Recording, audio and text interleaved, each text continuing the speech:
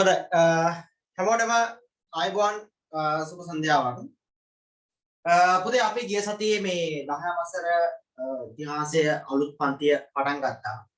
ඒ වගේම ගිය සතියේ අපි ආරම්භක නිබන්ධනය ලබා දීලා සියලුම දරුවන්ට ආරම්භක නිබන්ධනය ලබා දුන්නා.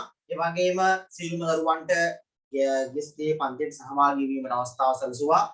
ඒ වගේම තමයි විෂය හඳුන්වා දීම විෂය නිර්දේශය හඳුන්වා දීම වගේ කොටස් ටිකක් අපි ගිය සතියේ ආරම්භක දිනයේ විදියට සාකච්ඡා කරා.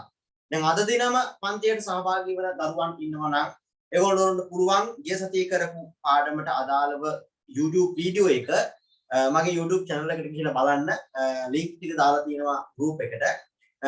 මැසිවර කාලගුණ තත්ත්වය සහ පෞද්ගලික වල සිදුවෙච්ච විදුලි විසන්ධි වීමේ ගැටලු නිසා ඇතම් ළමයින්ට පන්තියට සහභාගී වෙන්න නොහැකි වුණා නම් YouTube link එක හරහා ගිහිල්ලා පෞද්ගලික සතියේ පාඩම නරඹන්න පුළුවන්. හරිනේ. එහෙනම් අපි අද අපේ පාඩමේ ගිය සතියේ නතර කරපු තැනින් පටන් ගමු. ඒ අනුව අපි ඔයගොල්ලන්ට ආරම්භක නිබන්ධනය පුංචි හෑන්ඩ් අවුට් එකක් විදියට ලබා දුන්නා. අලුත් පාඩම පළවෙනි පාඩම. එතකොට පළවෙනි පාඩම මේ ආකාරයේ හෑන්ඩ් අවුට් එකකින් අපි පොදුවේ සම්මතනයක් ආකාරයෙන් පටන් අරගෙන මේ හෑන්ඩ් අවුට් එකෙන්ම ඉවර කරලා දානවා.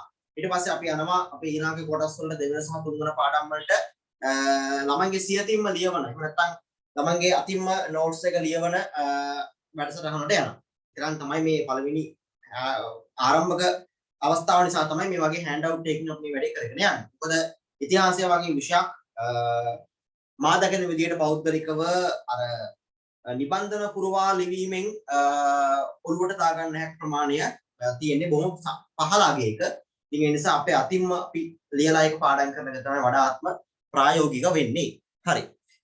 ඒ අනුව අපි පටන් ගත්තා පළවෙනි පාඩම තමයි ඉතිහාසයේ හැදෑරීමේ මූලාශ්‍ර කියන එක. ඒ වගේම ගිය සතියේ අපි හඳුන්වා දුන්නා මොකක්ද මේ ඉතිහාසයේ හැදෑරීමේ මූලාශ්‍රයක් කියලා කියන්නේ කියන එක. එතකොට අපි සමාජ පුරවැසියන් විදියට ඉතිහාසය හැදෑරීමේදී බොහෝ වෙලාවට විවිධ මූලාශ්‍රයන් භාවිත කරනවා. දැන් පොත්පත් කියලා කියන්නේ මූලාශ්‍රයක්. අපි වර්තමානයේදී පාවිච්චි කරන මොබයිල් ෆෝන් එක, ලැප්ටොප් එක, ටැබ් එක කියලා කියන්නේ මූලාශ්‍රයක්. අපි පාවිච්චි කරන වෙබ්සයිට් කියලා කියන්නේ මූලාශ්‍රයක්. ඒ වගේම සෝෂල් මීඩියා YouTube එක කියලා කියන්නේ මූලාශ්‍රයක්. ඉතිහාසයේ ඕන දෙයක් අපිට දැන් YouTube එක මාධ්‍යයෙන් ඉගෙන ගන්න පුළුවන්. ඒ වගේම ගුරුවරු කියලා කියන්නේ මූලාශ්‍රයක්. එතකොට මේ සියල්ලක්ම අපි හඳුන්වනවා ඉතිහාසයේ හැදෑරීමේ මූලාශ්‍ර ලෙස. එනම් මොදේ මෙන්න මේ ඉතිහාසයේ හැදෑරීමේ මූලාශ්‍රවල ඓතිහාසික වර්ගීකරණයන් පිළිබඳව තමයි අපි මේ කොටසෙන් සාකච්ඡා කරගෙන යන්නේ. ඒ අනුව මම මේ කතා කරපු කොටස් ටික හෑන්ඩ් අවුට් එකේ තුන්වෙනි පේජ් එකේ ඉඳන් හඳුන්වා දෙලා තියෙනවා. ඒ අනුව මේකෙදි කියනවා මූලාශ්‍ර ගණයට මිනිසුන් විසින් ලියා තබූ දේවල් සහ මේ වන විට බෞද්ධකමය වශයෙන් ඉතිරි වී ඇති දේවල් මූලාශ්‍ර ගණයට ගන්න පුළුවන් කියනවා. දැන් අපි කැණීමක් කරගෙන යනකොට යම්කිසි නටමුන් ප්‍රමාණයක් හමු වුණොත් ඒවා අපි ගන්න මූලාශ්‍රයක් විදියට. ඒ වගේම අපි ඉතිහාසය පිළිබඳව පොතක් කියවනවා කියලා කියන්නේ ඒවා අපි ගන්නවා මූලාශ්‍රයක් විදියට. ඒ වගේම පොතේ ඉතිහාසය හැදෑරීමේ මූලාශ්‍ර අධ්‍යයනයේ පහසු සඳහා ප්‍රධාන කොටස් දෙකකට බෙදනවා. පළවෙනි එක තමයි සාහිත්‍ය මූලාශ්‍ර. සාහිත්‍ය මූලාශ්‍ර. සාහිත්‍ය මූලාශ්‍ර. දෙවෙනි එක තමයි පුතේ පුරාවිද්‍යාත්මක මූලාශ්‍ර.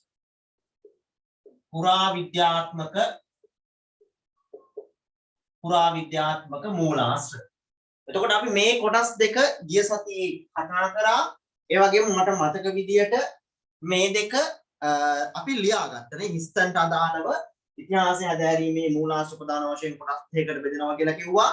එනම් පළවෙනි එක සාහිත්‍ය මූලාශ්‍ර, දෙවෙනි එක පුරාවිද්‍යාත්මක මූලාශ්‍ර කියන කොටස් දෙක අපි ගිය සතියේ හෑන්ඩ් අවුට් එකේ ලියාගත්තා. ලියාගත්ත නේද පුතේ? මට හරියට මතක නැහැ. අත උස්සන්න. ලියාගත්ත නේද? අපි ඒක හෑන්ඩ් අවුට් එක ලියාගත්ත නේද? ඔව් ලියාගත්තනේ. හරි. එහෙනම් හරි. ඊළඟ කාරණාව තමයි දැන් මේ වෙනකොට මෙන්න මේ ආරම්භක නිබන්ධනය ලැබුණේ නැති. ඒ කියන්නේ ඔයගොල්ලෝ අපේ කාර්ය මණ්ඩලයට ඔයගොල්ලෝගේ විස්තර දීලා, ලිපින ලබා දීලා, ඔයගොල්ලෝ ෆෝන් නම්බර්ස් ලබා දීලා දැනට ගෲප් එකේ ඉන්න මේ වෙනකොටත් ලිපින් මේ නිබන්ධනය ලැබුණ නැති දරුවෝ ඉන්නවද? නිබන්ධනය ලැබුණ නැති අය ඉන්නවද? අත උස්සන්න බලන්න. දෙන්නයි නේ. දැන් පුතාලා මේ අවශ්‍ය තොරතුරු ලබා දුන්නද? අවශ්‍ය තොරතුරු ඔබලාගේ ලිපිනය දුරකථන අංකය සියල්ලක්ම ලබා දුන්නද? ඒකනේ. ඒවා ලබා දෙන්න ඕනේ. ඒවා අපේ කාර්ය මණ්ඩලයට ලබා දෙන්න. කාර්ය මණ්ඩලයේ නම්බර්ස් එක ඔයගොල්ලෝ ගෲප් එකට දානවා නිතරම වගේ. අන්නේ විස්තර ටික ලබා දෙන්න ඕන. ලබා දුන්නාම ඒ අදාළ නිබන්ධන කටයුතු නිබන්ධන ටික ඔයගොල්ලොන්ට ලැබෙයි. හරිනේ. දැන් ඊළඟ කාරණාව තමයි හරි දැන් දැනට හැමෝම ගෲප් එකේ ඉන්නවා කියලා මම හිතනවා. ගෲප් එකට ආයි නැවතවතාවක් අපේ කාර්ය මණ්ඩලයෙන් දරුවත් කිරීමක් කරන්න. එතකොට ඔයගොල්ලෝ මේ නම්බර්ස් වලට ඔයගොල්ලෝගේ විස්තර ටික දාන්න. ඊළඟ කාරණාව තමයි පුතේ අපි ලබන සතියේ කියන්නේ ඔයගොල්ලොන්ට එවන්න තියෙන පළවෙනි මාසෙට පළවෙනි පාඩමට අදාළ කෙටි ප්‍රශ්න පත්‍රය සහ ඒ වගේම MCQ ප්‍රශ්න පත්‍රය තැපැල් කිරීම කරනවා අඟහරුවාදා දිනේදී. පැහැදිලිද? ඒ කියන්නේ සිකුරාදා ක්ලාස් එකට එන්න කලින් ඔයගොල්ලොන්ට අපි ආරම්භක නිබන්ධනයට අමතරව මේ පොදුවේ දීපු නිබන්ධනයට අමතරව පළවෙනි පාඩමට අදාළ කෙටි ප්‍රශ්න පත්‍රය සහ මේ බහුවර්ණ ප්‍රශ්න පත්‍රය පළවෙනි පාඩමට අදාළ ප්‍රශ්න පත්‍ර දෙක තැපැල් කරනවා මේ එන අඟහරුවාදා. ඒ කියන්නේ ලබන සතිය අඟහරුවාදා. පැහැදිලිද? ඒතර අඟහරුවාදා උදේ 9 වෙනකොට අපි සියල්ලක්ම ලියාපදිංචි තැපැලට දානවා. එතනින් පස්සේ පුතේ එවන්නේ නැහැ. එතනින් පස්සේ එවන්න මොකද සරින් සරේට තැපැල් කිරීම කටයුතු කරන්නේ නැහැ. සමස්තයක් වශයෙන් ඇඩ්වාන්ස් ලෙවල් පන්තිවල ඕ ලෙවල් පන්තිවල මේ සියල්ලක්ම එක දිනේට තමයි අපි තැපැල් වලට දාන්නේ. පැහැදිලිද? ඉතින් ඒ නිසා ළමයින්ට නිබන්ධන කටයුතු නිබන්ධන මේ ඉදිරියට පන්තියට සහභාගී වෙනවා නම් ඔයගොල්ලොන්ට සිද්ධ වෙනවා අදාළ නියමිත පන්ති ගාස්තුව ගෙවලා ඒක බැංක් ස්ලිප් එක WhatsApp කරලා ඒ ඔස්සේ ඊට පස්සේ ඔයගොල්ලොන්ට මේ නිබන්ධන කටයුතු නිබන්ධන ටික විතර ගෙන්වා ගන්න. ඉතින් මතක තියාගන්න අඟහරුවා සඳුදා හවස් වෙනකන් අවස්ථාව තියෙනවා. සඳුදා දවසේම තියෙනවා. කොහොමවත් අඟහරුවාද උදේ 9 වෙන්න කලින් අප වෙත එවන බැංක් ස්ලිප් වලට අනුව අපි ඒගොල්ලොන්ට නිබන්ධන ලියාපදිංචි තැපෑල. හරි ලියාපදිංචි තැපෑලෙන් ඔයගොල්ලොන්ට ගෙවල් වලට එවනවා. හරිනේ? ඔන්න එහෙනම් ওই ටික මතක තියාගන්න. මොකද ලබන සතියේ නම් මම පේපර්ස් ටික කතා කරන්න ගන්නවා. මොකද මේ පාඩම අද ටිකක් මම කරගෙන යනවා. ඒ අනුව ඊට අදාළව පේපර්ස් ටික සාකච්ඡා කරනවා අපි මේ එන සතියේ ඉඳන්. පැහැදිලි? මේ එන සතියේ ඉඳන් අපි සිකුරාදා ක්ලාස් එකේදී සාකච්ඡා කරනවා. හරිනේ?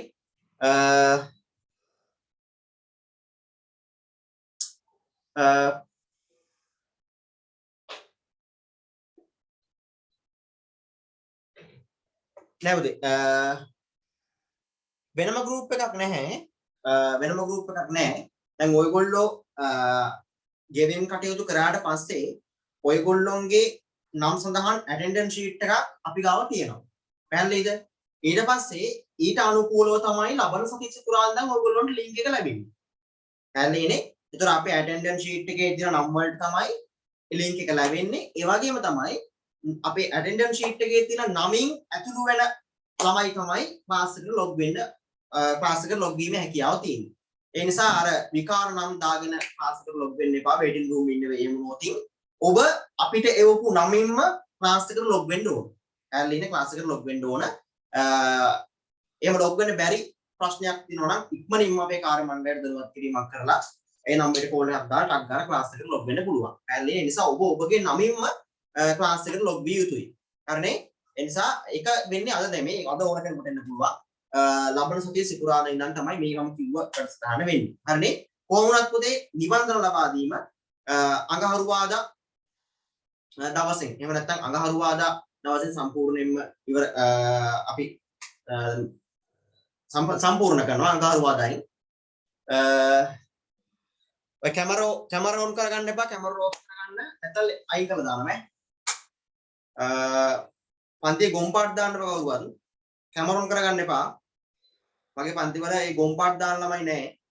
හරිනේ? ඒ නිසා මේ කැමරා ඔන් කරගන්න නැතුව පන්තියේ සාවධානව පාඩමට සමන් දීගෙන ඉන්න. එහෙම නැතුනොතින් රිමූව් කරලා දානවා. හරිනේ? ආගන්න. සාහිත්‍යමය මූලාශ්‍ර පුරාවිද්‍යාත්මක මූලාශ්‍ර. අපි මේ දෙක ලියා ගන්න. දැන් අපිට කතා කරන්න තියෙන්නේ අපි ඉස්සලම කතා කරන්නේ මෙන්න මේක. මොකද්ද? සාහිත්‍ය මූලාශ්‍ර. මොකද්ද මේ සාහිත්‍ය මූලාශ්‍ර කියලා කියන්නේ? උදේ ඈත අතීතයේ මෙරට විසූ ජනයා විසින් විවිධ යුගයන්හිදී රචනා කරනු ලැබූ ග්‍රන්ථ හා වෙනත් ලිපි ලේඛන අපි පොදුවේ හඳුන්වනවා සාහිත්‍ය මූලාශ්‍ර ලෙස. මොකද අතීත ජනයා විසින් විවිධ යුගයන්හිදී රචනා කරනු ලැබූ විවිධ ග්‍රන්ථ හා වෙනත් ලිපි ලේඛන අපි හඳුන්වනවා සාහිත්‍ය මූලාශ්‍ර කියලා. මේ අනුව පුතේ මේ සාහිත්‍ය මූලාශ්‍ර කියන එකත් අධ්‍යයනයේ පහසුව සඳහා ප්‍රධාන කොටස් දෙකකට බෙදෙනවා. පළවෙනි එක තමයි දේශීය සාහිත්‍ය මූලාශ්‍ර. දේශීය සාහිත්‍ය මූලාශ්‍ර. දෙවැනි එක තමයි පුතේ විදේශීය සාහිත්‍ය මූලාශ්‍ර. එහෙනම් ඉතිහාසයේ හැදෑරීමේ මූලාශ්‍ර ප්‍රධාන කොටස් දෙකකට බෙදුනා. සාහිත්‍ය මූලාශ්‍ර සහ පුරාවිද්‍යාත්මක මූලාශ්‍ර නම්. පැහැදිලිද? ඒ අනුව සාහිත්‍ය මූලාශ්‍ර කියලා කිව්වේ අතීත ජනයා විසින් විවිධ යුගයන්හිදී රචනා කරනු ලැබූ ග්‍රන්ථ හා වෙනත් ලිපි ලේඛන වලට. ඒ අනුව සාහිත්‍ය මූලාශ්‍ර නැවත වතාවක් කොටස් දෙකකට බෙදුනා. පළවෙනි එක තමයි දේශීය සාහිත්‍ය මූලාශ්‍ර. දෙවෙනි එක තමයි විදේශීය සාහිත්‍ය මූලාශ්‍ර.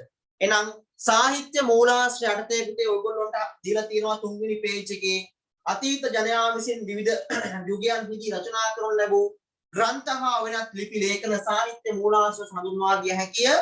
සාහිත්‍යමය මූලාශ්‍ර නැවත වතාවක් කොටස් දෙකකට බෙදේ. එනම් එක ලියාගන්න පළවෙනි එක දේශීය සාහිත්‍ය මූලාශ්‍ර. ලියාගන්න. දේශීය සාහිත්‍ය මූලාශ්‍ර. දේශීය සාහිත්‍ය මූලාශ්‍ර. දේශීය සාහිත්‍ය මූලාශ්‍ර.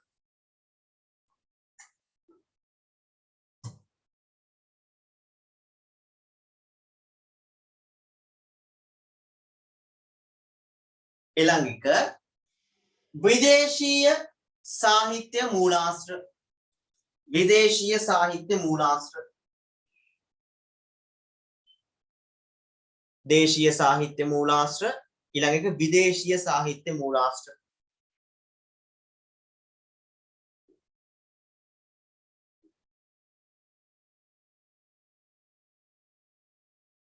දේශීය සාහිත්‍ය මූලාශ්‍ර. විදේශීය සාහිත්‍ය මූලාශ්‍ර.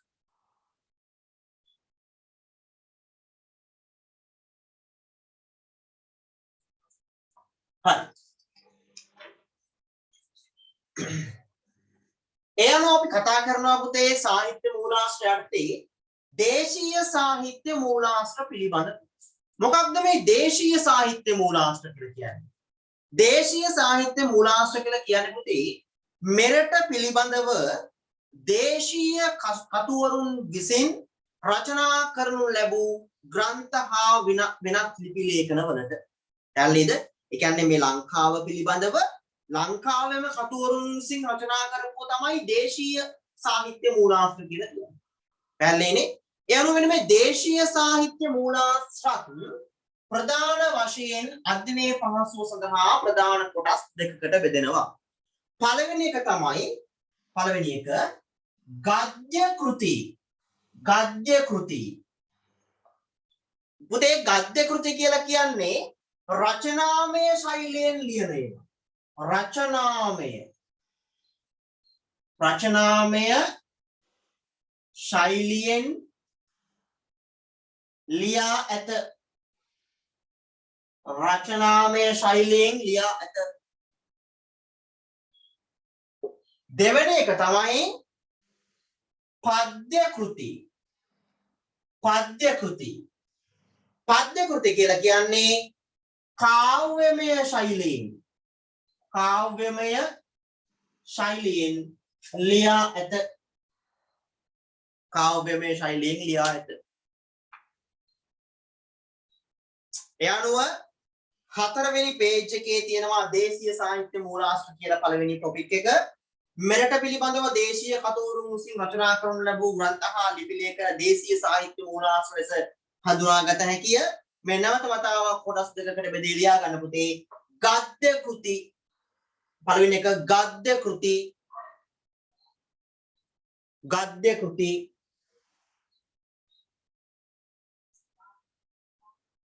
දෙවෙනි එයාට ඒකේ ඊට ඉස්සරහින් පැටිරක් දාලා ලියා ගන්න.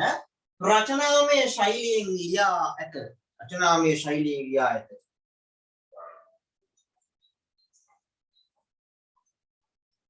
රචනාමය ශෛලියෙන් ලියා ඇත.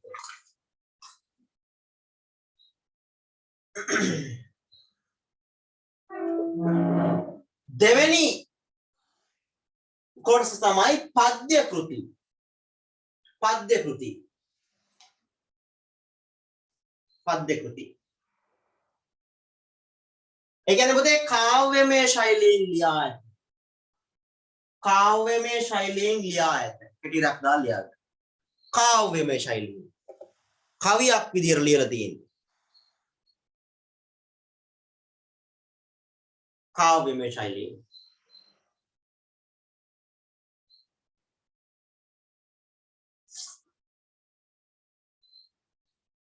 හොඳයි. අහගන්න. දැන් අපි දන්නවා දැන් මේ අපේ මේ අලුත් 10 වසරේ ඔන්ලයින් ක්ලාස් එකට ගොඩාක් වෙලාවට සම්බන්ධ වෙන දුර පළාත් වලින් ඉන්නේ. මම ඉන්න ප්‍රදේශයේ දුර පළාත් වලින් තමයි මේ ගොඩාක් සම්බන්ධ වෙන්නේ. දැන් ගොඩාක් වෙලාවට පුතේ මේ ගොඩක් පැතිවල භෞතික පන්ති ආරම්භ වෙලා තියෙනවා. ඉතින් ඒ දරුවන් ඒ ප්‍රදේශයන්හි ළමයින්ට භෞතිකව ෆිසිකලි සම්බන්ධ වෙන පුළුවන් ක්ලාසස් වලට සම්බන්ධ වෙනවා. ඒක තමයි ප්‍රවණතාවය. නමුත් පුතේ මතක තියාගන්න මේ ඔන්ලයින් ක්ලාස් එක දැන් අපි මේ කරන් යන ඔන්ලයින් ක්ලාස් එක දැනට තියෙන භෞතික පන්ති වලට වඩා විශ්වාසනීයයි. ඇයි? භෞතික පන්ති පුතේ ඕන වෙලාවක නැති වෙන්න පුළුවන්. පැහැදිලිද? දැන් දැනටත් මමත් මේ වෙනකොට ඇඩ්වාන්ස් ලෙවල් අයියලා කළාට භෞතික පන්ති ආයතන මට්ටමින් පටන් අරගෙන තියෙනවා. නමුත් රටේ තියෙන තත්ත්වෙත් එක්ක මොනනම් වූ සිදුවීමක් මත රට වැහුවේ නැති වුණා ඉස්සෙල්ලාම වහන්නේ ඉස්කෝල සහ පන්ති. ඒ මොනෝතින් ආයෙ ඔයගොල්ලෝ රපෝට් කැලක් තියාගෙන ආයෙ ඔන්ලයින් ක්ලාස් එකකට සහභාගී වෙන්න වෙනවා. පැහැදිලිද? ඒක තමයි පළවෙනි කාරණාව. ඒ නිසා කිසිම අවස්ථාවක අපේ මේ හිස්ටරි ක්ලාස් එකේ ඔන්ලයින් පන්තිය නතර වෙන පන්තියක් නෙවෙයි. පැහැදිලිද? මේකෙදි අපිව විශ්වාස කරලා ඉන්න ළමයි ටික වෙනුවෙන් උපරිම කැපකිරීමක් කරනවා. ඔයගොල්ලෝ දන්නවා ඔයගොල්ලෝගේ ගෲප් එකේ කොච්චර ලොකු වැඩ කොටසක් වෙනවද කියලා. ඉතින් වෙන කිසිදු වෘත්තීය ඉතිහාසයේ පන්තියක වෙන්නේ නැති වැඩක් මේ ඇඩ්වාන්ස් ලෙවල් පොලිටිකල් සයන්ස් පන්තියක සර් කෙනෙක් ඕගොල්ලෝ වෙනුවෙන් කරනවා. හරිනේ? ඒතකොට මෙච්චර සවිස්තරාත්මකව මෙච්චර සරල කරලා මේ හෑන්ඩ් අවුට් ඕගොල්ලෝ වෙනුවෙන් හදලා තියෙනවා. පාඩම් කරන්න ලේසි වෙන්නේ. පැහැදිලිද? එතකොට පළවෙනි පාඩම සම්පූර්ණයෙන්ම මෙන්න මේ වගේ හෑන්ඩ් අවුට් එකකට මම සමරික් කරලා එහෙම නැත්නම් සාරාංශකරණය කරලා ඊට දාලා වාකෘති පේපර් හදලා ඕගොල්ලෝ වෙනුවෙන් දීලා තියෙනවා. හරිනේ? ඉතින් ඒ නිසා මතක තියාගන්න ඔයගොල්ලොන්ට විභාගෙට ලේසියෙන්ම පාසුවෙන්ම මුහුණ දෙන්න පුළුවන් විභාග මානසිකත්වෙකුත් එක්ක ඒ වගේම හොඳ සූදානමකුත් එක්ක අපේ පන්තියෙන් ගොඩ යන්න පුළුවන්. ඒක හොඳට මතක තියාගෙන වැඩ කරන්න. කිසිදු විචිකිච්ඡාවක් සැකයක් තියාගන්න එපා. ඔන්ලයින් ක්ලාසස් ගැන පහුගිය අවුරුද්දේම මේ ලංකාවේ ළමයින්ගේ අධ්‍යාපනය යම් කිසි මට්ටමකට හෝ රැගෙන ගියේ ඔන්ලයින් ක්ලාස් විතරයි. පැහැදිලිනේ? ඒ වුණාතු මේ ෆිසිකල් ක්ලාස් නෙමෙයි. ෆිසිකල් එක මේ දැන් තියෙනවා වැරදිලා හරි යම් කිසි කොවිඩ් ආසාදිතේ කවුනෝතින් සමස්ත ආයතනයම නිරෝධායනය කරනවා. සත් මාසයක් විතර නැකන් ආයි පන්ති ගන්න හම්බෙන්නේ. වෙන පන්ති වලට යන්න හම්බෙන්නේ නැහැ. හරිනේ? ඉතින් ඒ නිසා දැන් ඇඩ්වාන්ස් ලෙවල් අයියලක් කළා නම් ඒගොල්ලෝගේ ජීවිතයේ තීරණාත්මක විභාගයේ නිසා ඇඩ්වාන්ස් ලෙවල් වලට ෆිසිකල් වලට සහභාගී වෙන එක යම් කිසි ප්‍රමාණයකට සාධාරණයි. නමුත් ඕගොල්ලෝ තම වයස තියෙනවනේ ඕගොල්ලෝ තම 10 වසරේ තාම ඔලුවෙල් ලිව්වෙත් නැහැ. ඉතින් ඕගොල්ලෝ පරිස්සම් වෙලා ඒ මට්ටමට නිකන් මේ විදියට කොහොමාරි වැඩේ කරගන්න. මොකද මේක ඔන්ලයින් කියලා කිසිම වෙනසක් නැහැ. ඕගොල්ලොන්ට සිතියම් මාක් කරන එක පවා ප්‍රසන්ටේෂන් මාර්ගයෙන් සම්පූර්ණයෙන්ම ස්ක්‍රීන් ෂෙයා කරන ලැප්ටොප් එකෙන්ම ඕගොල්ලොන්ට ඉගෙන ගන්න පුළුවන් මට්ටමට ඒ සියල්ලක්ම සිතියම් ලබා දී ඒ ඔක්කොම ටික කරනවා. හරිනේ? ඉතින් ඒ නිසා දින අපිට එක දිගට සම්බන්ධ වෙන එක තමයි වෙන්න ඕනේ. දිනපතා පන්තියට සහභාගී වෙලා වැඩ ටික කරගන්න ඕන. දින කොටස් ටික පාඩම් කරන්න ඕන. ඒ වගේම පේපර්ස් ටික කරන්න ඕනේ. ඉතින් ඒ ටික කරාට පස්සේ ඉතිහාසයට ඒකක් දාන එක මහ ලොකු ගේමක් නෙවෙයි. හරිනේ. ඉතින් මේ වැඩ ටික හරියට කරේ නැති වුණොත් ඉතිහාසයට ඒකක් දාන එක ලොකු ගේමක් වෙයි. ඉතින් ඒ නිසා ක්‍රමානුකූලව වැඩ ටික කරගෙන යන්න.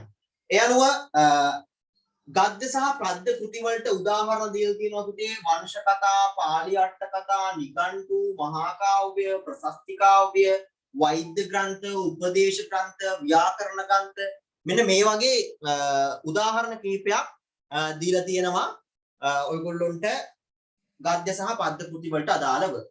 ඒ අනුව අපිට තියෙනවා මේ ලංකා ඉතිහාසය ගැන කතා කරද්දී ඉතිහාසය හැදෑරීමේ මූලාශ්‍ර වලට ලංකා ඉතිහාසය හැදෑරීමේදී ඉතාමත්ම වැදගත් වන කෘති දෙකක් පිළිබඳව සාකච්ඡා කරන්න. පළවෙනි කෘතිය විදියට තියෙන්නේ පුතේ දීප වංශය.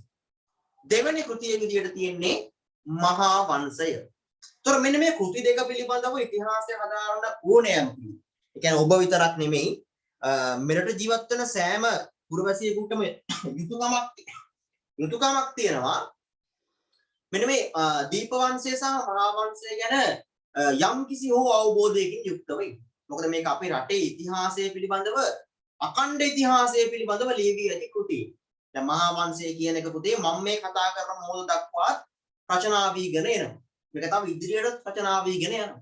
ඒ කියන්නේ මේක අපේ ලංකාවේ අඛණ්ඩ ඉතිහාසය අධ්‍යයනය කිරීමට තියෙන ඉතාමත්ම වැදගත් සාහිත්‍ය මූලාශ්‍රය. පැහැදිලිනේ? ඒ අනුව දැන් ඔය ඕගොල්ලන්ට පුළුවන් YouTube වගේ මාධ්‍යම් භාවිත කරනවා නම් මහා වංශයේ කොටස් එපිසෝඩ් දාලා තියෙනවා කියවන්න පුළුවන්. එහෙම නැත්නම් කෙනෙක් කියවන එකක් අහන් ඉන්නත් පුළුවන්. අධ්‍යයනය කරනවා නම් අන්න හොඳ මාධ්‍යයක්. පැහැදිලිනේ? ඕගොල්ලෝ දැන් සෝෂල් මීඩියා පාවිච්චි කරනවනේ.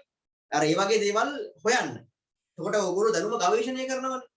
එතකොට මේ දීප වංශය ගැන කතා කරද්දී ශ්‍රී ලංකාව පිළිබඳව ඓතිහාසික තොරතුරු සඳහන් වී ඇති පැරණිතම පළමු කෘතිය ලෙස සලකන්නේ දීප වංශය.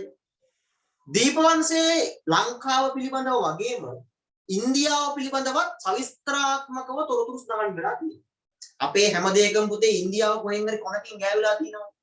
ඒ කියන්නේ අපි ඉන්දියාවත් එක්ක බොහොම ළඟින් ගනුදෙනු කරපු රටක් නේ. පැහැදිලිද? අපේ ළඟම මිතුරා අපේ අල්ලපු ගෙදර ඉන්දියාව. පැහැදිලිද? අපි මොනවා හරි හදිසියක් වුණොත් කෙලින්ම කතා කරන්නේ ඉන්දියාව. පැහැදිලිනේ? ඉතින් ඒ නිසා ඉන්දියාව තමයි අපේ ළඟම මිතුරා බවට පත් වෙන්නේ. හරිනේ? හැමෝටම මාව කැඩි කැඩි දහින්න. මාගේ වීඩියෝ එක ස්ට්‍රක් වෙනවද?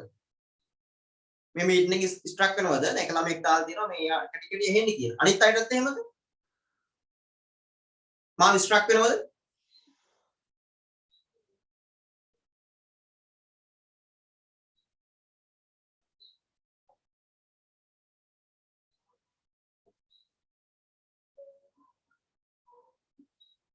මගේ රවුටර් එකේ පුතේ සිග්නල් හොඳට පෙන්නනවා.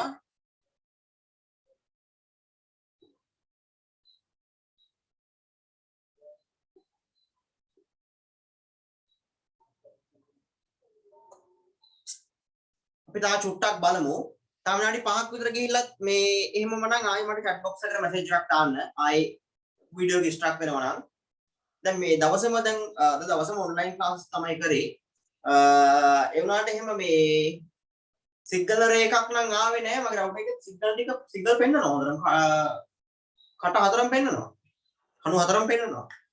බලමු මොකක් හරි එරර් එකක් ආවත් දන්නෙත් නැහැ. චුට්ටක් බලමු. ටිකක් කරගෙන යන්න. එහෙම මේ පාඩම තේරෙන්නේ නැති තරම් අවුල්ද? පාඩම අපහැදිලි වෙන මට්ටමටම වීඩියෝ එක ස්ට්‍රක් වෙනවද? නෑනේ. පොඩ්ඩක් ෂේප් පොඩ්ඩක් එක පොඩ්ඩක් මැදිහත් භාවයෙන් ෂේප් කරගන්න. මොකද මේ සිග්නල් ප්‍රශ්න පුතේ මේ අපි ලංකාවේ ඉන්නේ කරන්නේ. දැන් මම ඉන්න ප්‍රදේශවල හැමදාම මම ඉන්න ප්‍රදේශයක හැම මාධ්‍යෙම සිග්නල් තියෙනවා. ඔය SLT, Mobitel, Dialog හැම එකකම. ඉතින් මෙතක සිග්නල් නැති වෙනවා කියලා කියන්නේ මොකක් හරි ලොකු එරර් එකක් වෙන්න ඕන.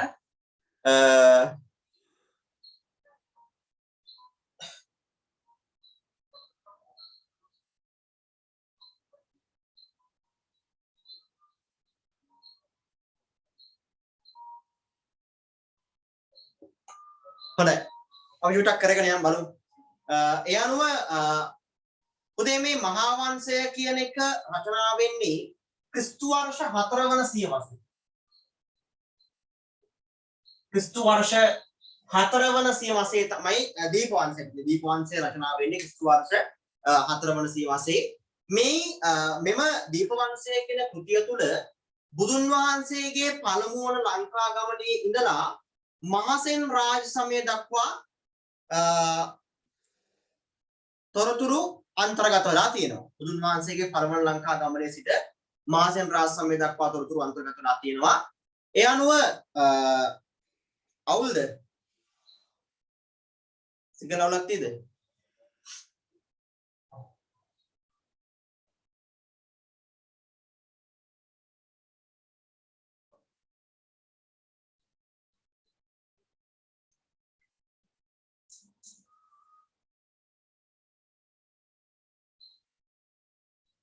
ඒ අනුව ඓතිහාසික තොරතුරු මෙහි අන්තර්ගත වෙලා තියෙනවා.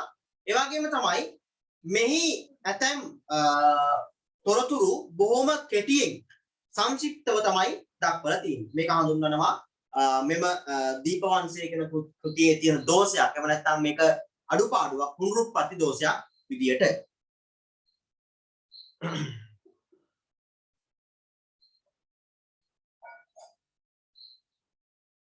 ඔතේ ඔහොම මට විනාඩි දෙකක් දෙන්න මම මේක හදන්න කොහොම ඉන්න. ඔහොම හැමෝම මීටින් එකේ ඉන්න.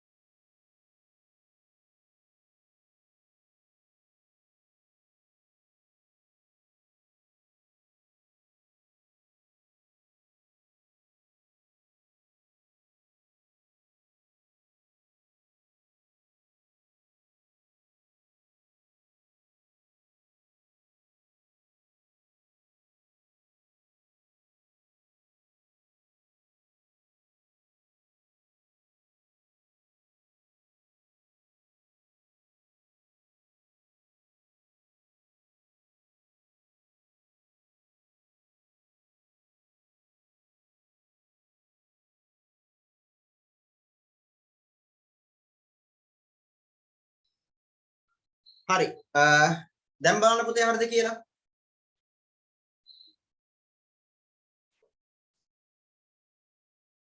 දැනුත් එහෙමද? ඒ වගේ ස්ට්‍රක් වෙනවද? නෑනේ. දැන් ෂේප් නේ හරිනේ. හරි. හොඳයි. අපි එමු දීපවංශය කියන කෘතිය ගැන තවතාවක් සාකච්ඡා කරන්න අපිට ඒක හරියට ඔයගොල්ලෝ ඇහුන්නේ නැහැ කියලා කිව්වා. දැන් දීපවංශය කියලා කියන්නේ මෙරට ඓතිහාසික තොරතුරු පිළිබඳව ප්‍රථමයෙන්ම සඳහන් වී ඇති කෘතිය. මේක ලංකාවේ ඓතිහාසය පමණක් නොවේ ඉන්දියානු ඉතිහාසය පවා ඉගෙන ගැනීමට මහෝපකාරී වන කෘතියක් ලෙස සැලකනවා.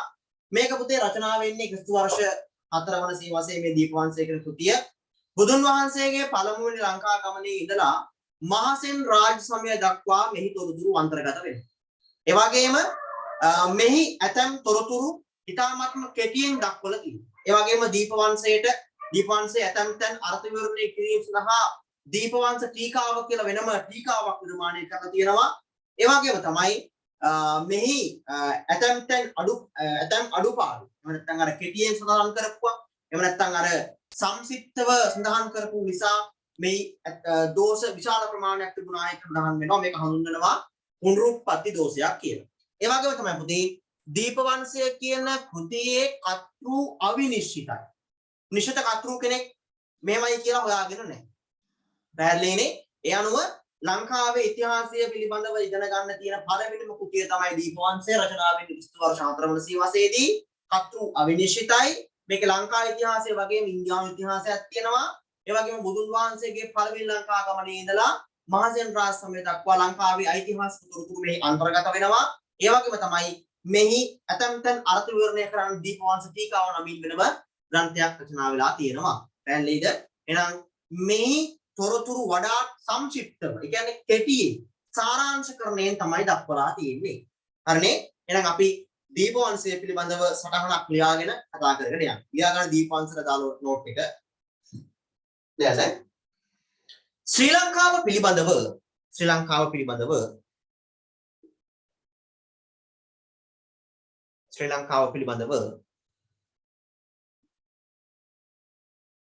ශ්‍රී ලංකාව පිළිබඳව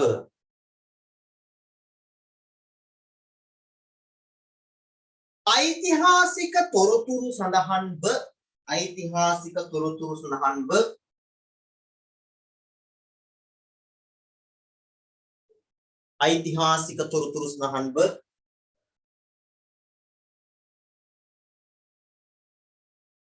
රචනා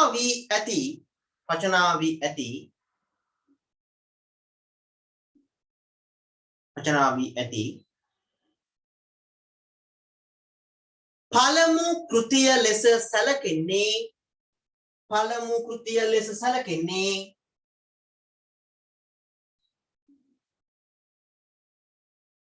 පළමු කෘතිය ලෙස සැලකෙන්නේ දීපවංශයයි.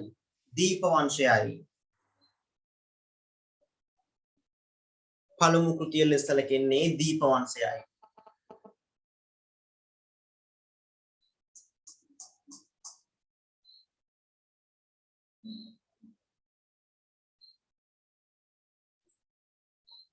දීපවංශය තුල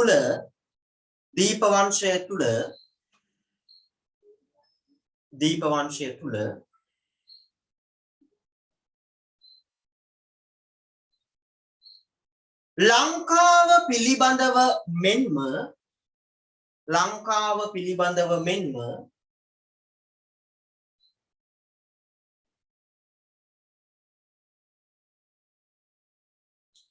ඉන්දියාව පිළිබඳවද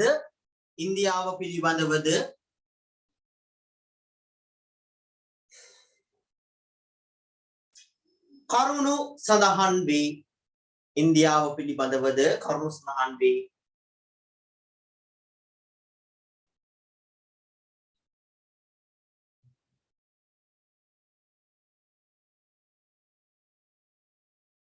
මෙය ක්‍රිස්තු වර්ෂ 4 වන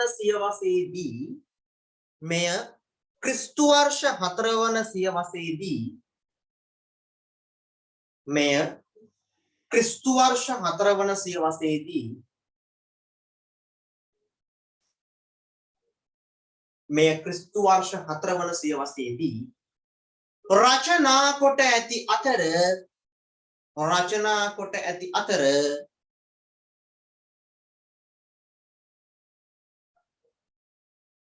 රචනා කොට ඇති අතර කතෘ අවිනිශ්චිත වේ.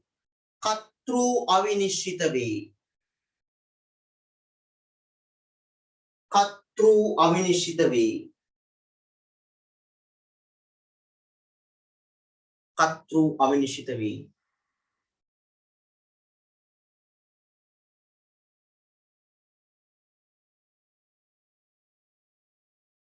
බුදුන් වහන්සේගේ පළවන ලංකා ගමනේ සිට බුදුන් වහන්සේගේ පළවන ලංකා ගමනේ සිට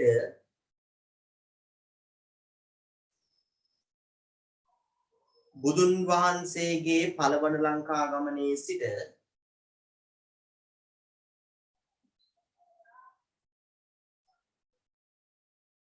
මහසෙන් රාජ්‍ය සමය දක්වා මහසෙන් රාජ්‍ය සමය දක්වා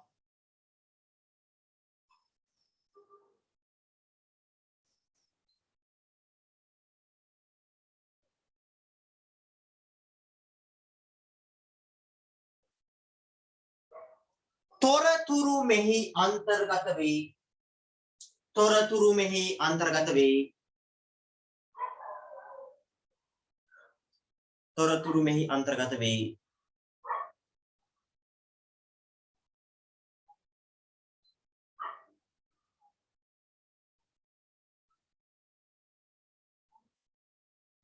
නමුත් ඇතැම් තොරතුරු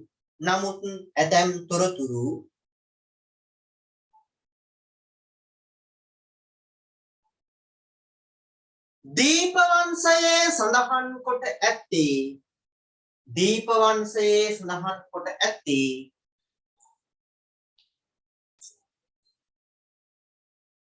ඉතා කෙටියෙන්ය.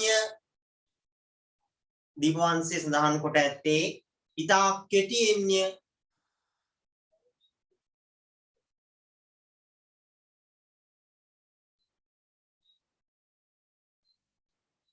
දීපවංශයට අමතරව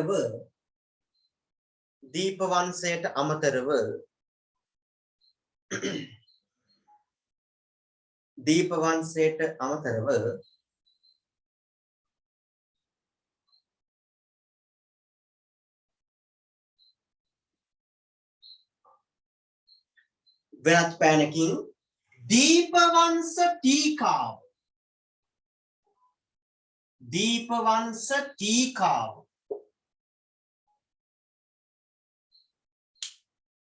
දීපවංශ ටීකාව යනුවෙන්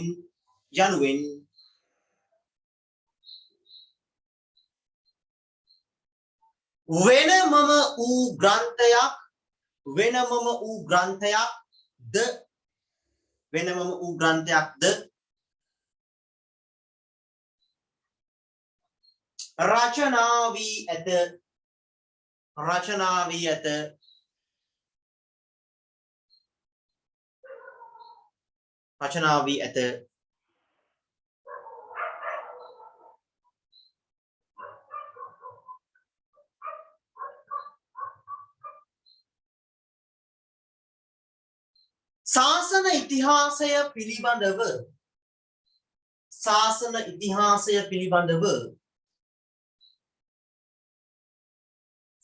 ශාසන ඉතිහාසය පිළිබඳව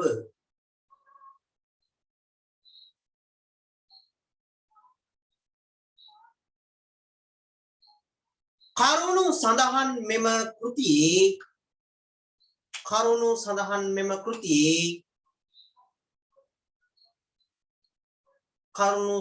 මෙම කෘතියේ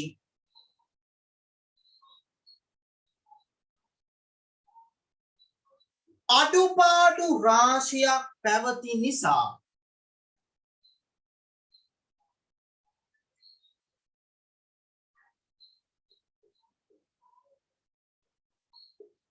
වරහන් ඇතුලේ දාගන්න පුතේ පුනරුත්පත්ති දෝෂ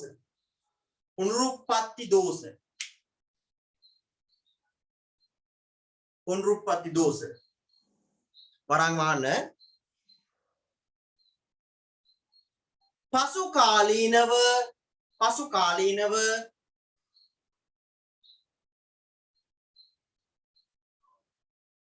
මහා වංශය රචනා කරනු ලැබීය.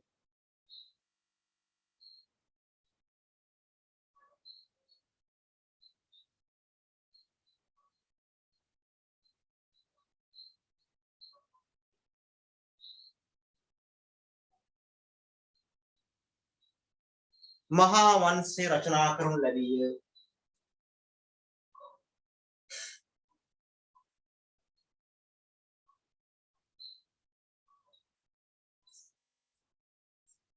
හරි.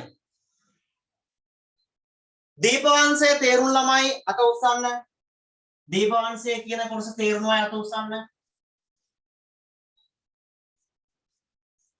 ඔය ඉක්මනට තේරුම් නැත්නම් තේරුම් නැහැ කියලා කියන්න. හරි. ඊළඟට කතා කරන්න තියෙන්නේ පුතේ මහා වංශය. මහා වංශය. හොඳයි. දැන් මහා වංශය ගැන කතා කරන්න යන්න කලින් ළමයි අධිෂ්ඨාන කරගන්න ඕන අද උගන්වපු කොටස මේ පන්ති වුණාට පස්සේ කැමරට පෙර දෙපාරක් කියවලා තමයි පුටුවෙන් නැගිටින්නේ. පැහැදිලිද? කොබලන්න හරියට මේසෙක ෆෝන් එක තියාගෙන පුටුවක් උඩ පිළිවෙලකට පන්තියක වාඩි වෙලා ඉන්නවා වගේ ඉගෙන ගන්න ළමයි. අත උස්සන බලන්න.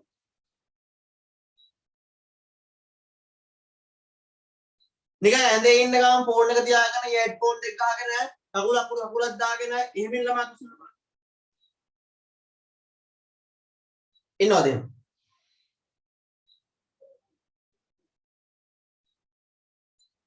ඉන්නවද? හතර දිනක් විතර ඉන්නවා. හරි. ඒව නැත්තම් අත පාත් කරගන්න. එහෙම ඉන්නේ නැත්තම් අත පාත් කරගන්න. ඉන්නවනම් අත උස්සන්න. හරි. මෙහෙමයි. සාමාන්‍යයෙන් පුතේ අපි පාඩම් කරනකොට පාඩම් කරන්න සුදුසු ස්ථානයක් ඉස්සෙල්ලා හොයාගන්න. ඒක මේ ලොකු කාමරයක් වෙන්න ඕනේ නැහැ. කැරගෙන පුටු තියෙන්න ඕනේ නැහැ. ලස්සන මේස තියෙන්න ඕනේ නැහැ. කාමරේ AC කරලා තියෙන්න ඕනේ නැහැ. අතර වටෙන් ෆෑන් දාලා තියෙන්න ඕනේ නැහැ. ඍජුව කොන්ද කෙලින් තියන් පාඩම් කරන්න පුළුවන් පුටුවක් හොයාගන්න. ඒ වගේම පොත් ටික තියාගන්න පුළුවන් මේසයක් හොයාගන්න. ඒ මේසේ පොත් පුරවන්න එපා. ඒ මේසේ වැඩ මේසයක් විදිහට වැඩ කරන මේසයක් විදිහට ක්ලියර් පිට තියාගන්න පොත් තියාගන්න වෙනම තැනක් හදාගන්න. පැහැදිලිද? මම මේ කියන්නේ දැනටත් මම පෞද්ගලිකව මගේ කාමරයේ සහ මගේ වැඩ කරන දේවල් ටික මම තියාගෙන ඉන්න විදිහ. පැහැදිලිද? සාමාන්‍යයෙන් මේ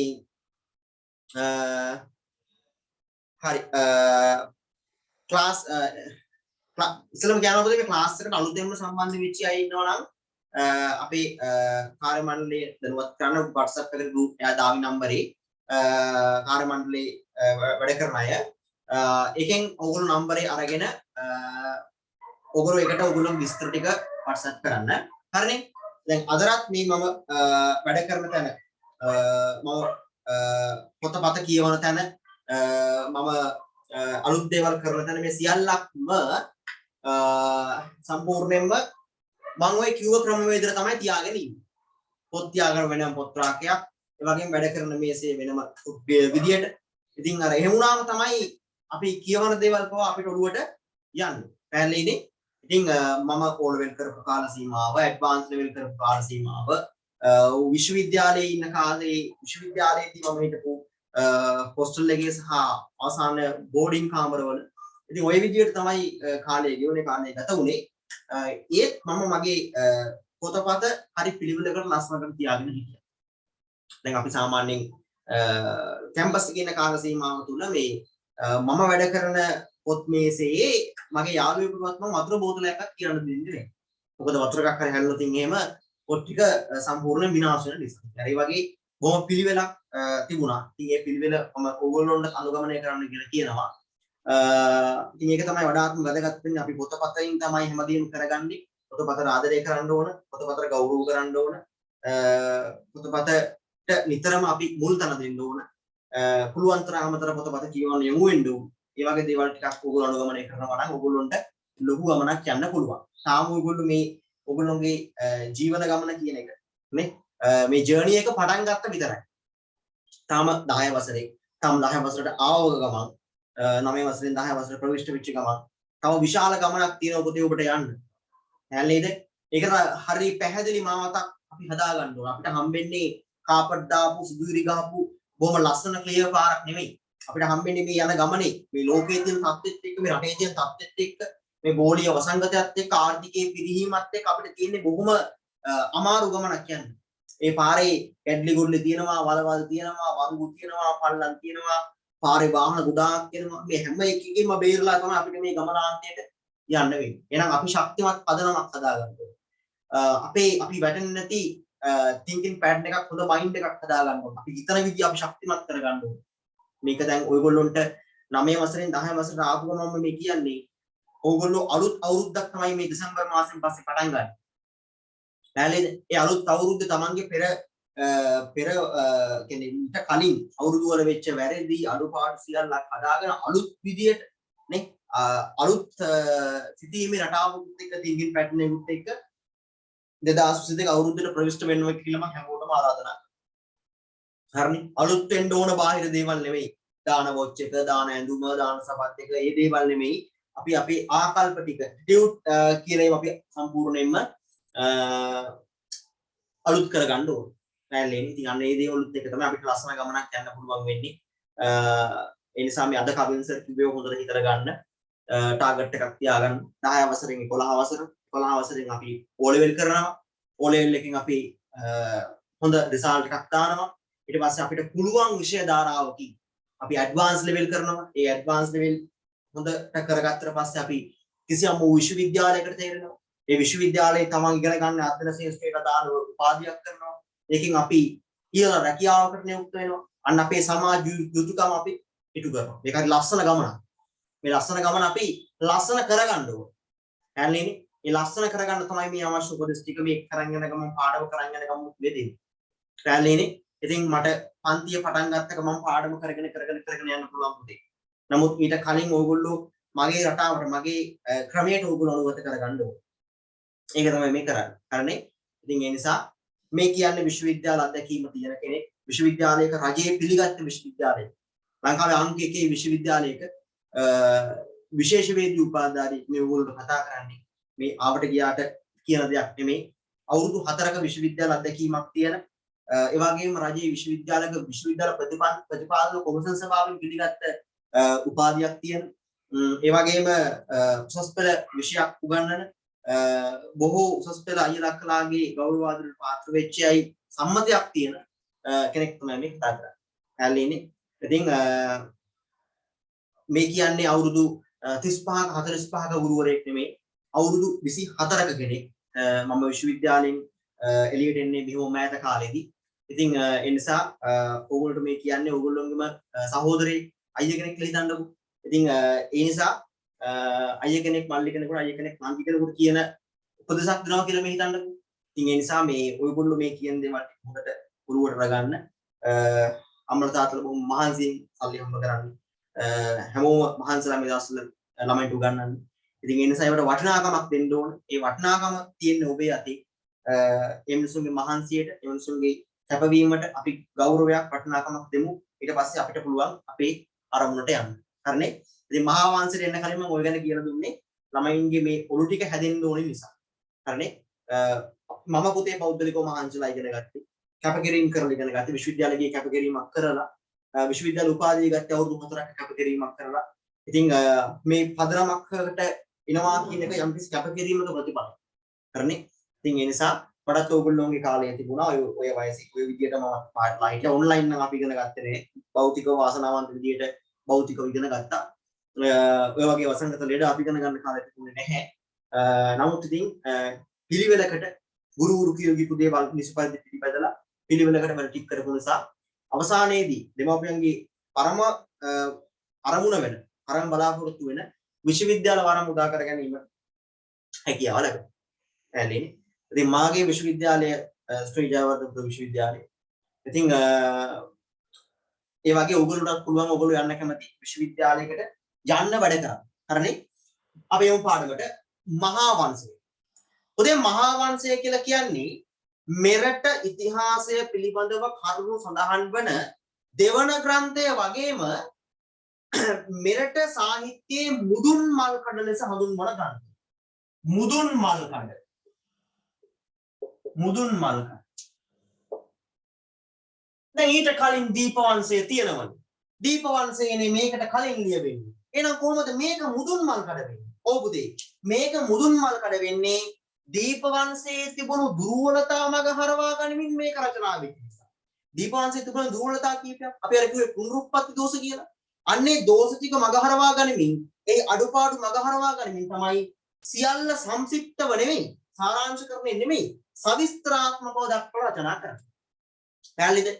මේකට වසර 2500ක අඛණ්ඩ ඉතිහාසයක් අන්තර්ගත වෙලා තියෙනවා.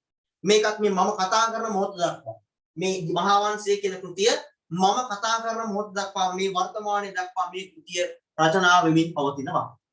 මේ කතුවරුන් විශාල ප්‍රමාණයක් විවිධ යුගයන්හිදී මේ කතුවරුන් විශාල ප්‍රමාණයක් හිටියා. නමුත් වඩාත් විශ්වාසනීයත්වද එහෙම නැත්නම් විශ්වාසයට අහුරු කරන කතුරු කෙනෙක් හිටපු කාල සීමාව තමයි මේ මහානා මහාමුදුරන්ගේ කාල සීමාව.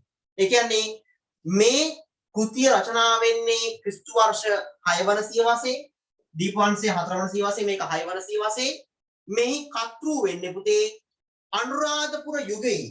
ඔන්න බලා ගන්න මේක අනුරාධපුර යුගයේ ඔන්න යුගයේ මහා විහාරයට අනුබද්ධිත මහා විහාරය ලංකාවේ තියෙනවනේ පුතේ දැන් ලංකාවට මිහිඳු හාමුදුරුවෝ බුදුදහම ගේනවනේ මේ කතාව හඳුනා ගන්න ලංකාවට මිහිඳු හාමුදුරුවෝ බුදුදහම ගේන්නේ පුතේ කවලම් බුදුදහම නෙමෙයි පිරිසිදු තේරවාදී එහෙම නැත්නම් ස්ථවිරවාදී බුදුදහම. පැහැදිලිද? බුද්ධ දේශිත වචනය, බුද්ධ දේශිත ධර්මය සංශෝධනය වෙලා නැති පිරිසිදු පැහැදිලි තේරවාදී බුදුදහම තමයි ලංකාවට තියෙන්නේ. ඒ අනුව මිහිඳු මහරහතන් වහන්සේට වැඩ වාසය කරන්නනේ දේවානම්පියතිස්ස රජුගේ මහා විහාර කේන්ද්‍රය නිර්මාණය කරන්නේ. ඒක පන්සලක්, විහාරයක්, ඒ වගේම අධ්‍යාපනික ආයතනයක්. පැහැදිලිද? මහා විහාරය කියන්නේ. මහා විහාරයෙන් පස්සේ තමයි අර වනවාසී කුපික්කල තිස්ස හාමුදුරුවන්ට පෞද්ගලික ආරාමයක් විදියට අභයගිරිය කියන එක ප්‍රදානය කරන්නේ වදගම්බ රජුගේ විසින්. ඒක තමයි ලංකාවේ දෙවෙනි අධ්‍යාපන ආයතනය. ඒ තමයි ලංකාවේ බෞද්ධ දර්ශනීය ඊළඟ නිකාය බවට පත් වෙන්නේ. එතකොට මිහිඳු හාමුදුරුවෝගෙන ආපු පැහැදිලි පිරිසිදු තේරවාදී බුදුදහම මහා විහාරයේ තියෙනකොටම ඒකෙන් නිකායක් ගැලවෙනවා අභයගිරියේ. ඊට පස්සේ ලංකාවේ ප්‍රධාන ආගමික සම්ප්‍රදායන් දෙකක් හැදෙනවා මහා විහාරික නිකාය සහ අභයගිරි නිකාය කියලා. පැහැදිලිද?